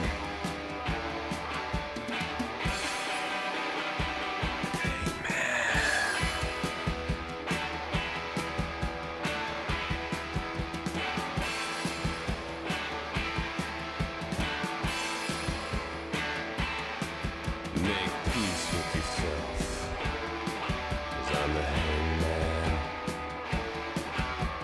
Hangman. Yeah, the hangman. Hangman. I feel no guilt, I feel no shame. I return to my family at the end of the day. Sit and watch my son while he's out at play. When he grows to be a man, he'll be just like me. He'll be a hangman. I'm the hangman. Yeah, hangman. I'm the hangman. Hangman.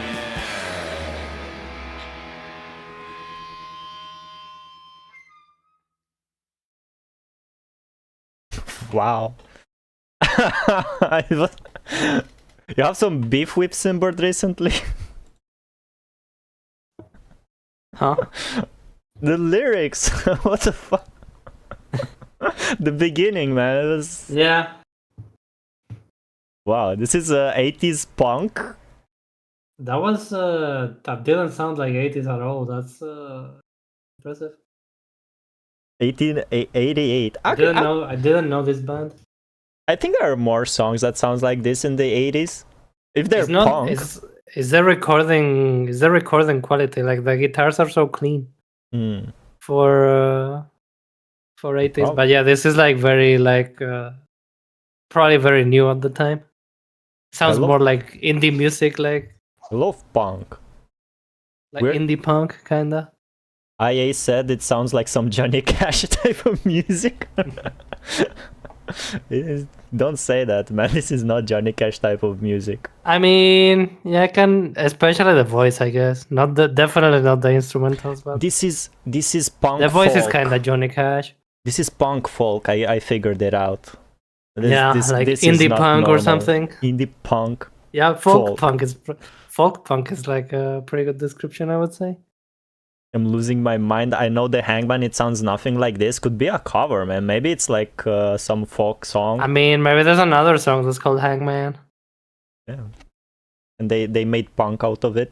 That's how they make folk Keep in mind, this has 6K views and it's from the 80s. So It's from 2022, not- man. What are you talking about? yeah, but like the song. I mean, they uploaded it in 2022 and it's from the 80s, bro.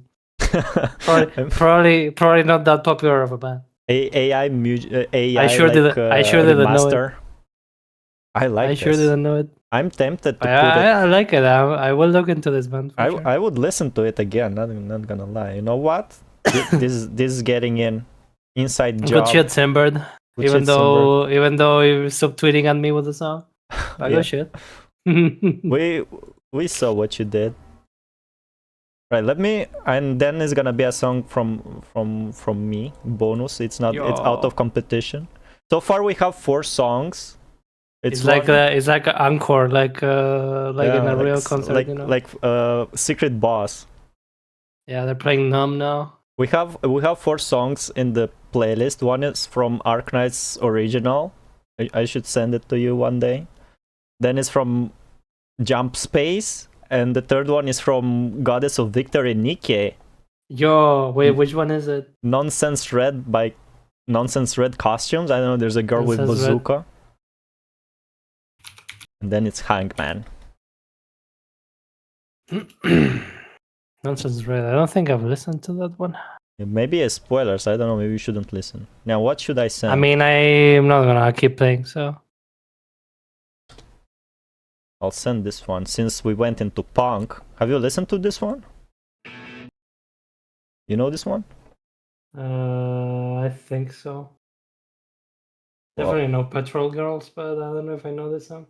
I think this is their most popular one. I don't have nothing to say before the song or after the song, just listen to it. My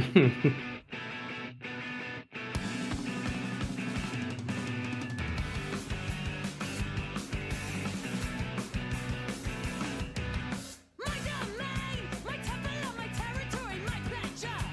Cut it out. My desire, my right to choose not to refuse this encounter. Cut it out. My agency, the non-consensual connection to take from me. Cut it out. My fucking mind, you undermine my sense of self-pressurized. Cut it out. It's my body, and my choice. It's my body, my fucking choice.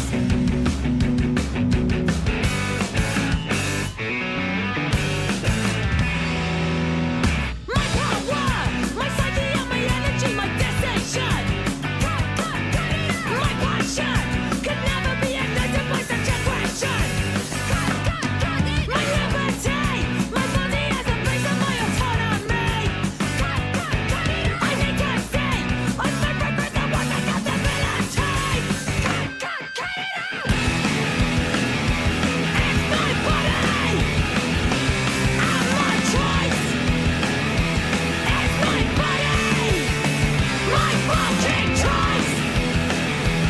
It's my body and my choice. It's my body, my fucking choice. My lips. Valics, I think they cut your stream, bro. No! The OBS is good though. I can't watch it. It says stream unavailable. I don't know if maybe other people are still watching. My lips. Maybe it's because I went away from the tab. I also But it can says see stream myself. unavailable. Damn. Stream unavailable. Yeah. Stream suspended for policy Unfortunate. violation. Well. Well. You're playing God. Petrol Girls, bro, really? Oh yeah, the chat is there, I guess. Yeah, it's not OBS. Usually it's OBS that gets me. I will send him one stream that will close. So what? The stream is funny. on? It's funny. I don't know if they probably not. Can you guys hear the stream? I don't think they can. No, I think the chat is like available, but there's no stream. Yeah, there's no audio and no video. Yeah, just chat. Just live chat, like a chat room. Yeah, anyway. I'm not That's funny going that Petrol back. Girls killed it, bro. Yeah, weren't they about like liberty After and like shit? 10 songs. Nah, it's probably because YouTube so like what do you mean you support women, bro? Get the fuck out of here. That was a good song though. I'm pretty sure I listened to it before, but The ending good is a song. banger. Touch me again, I'll fucking kill you. Touch me again and I will fucking kill you.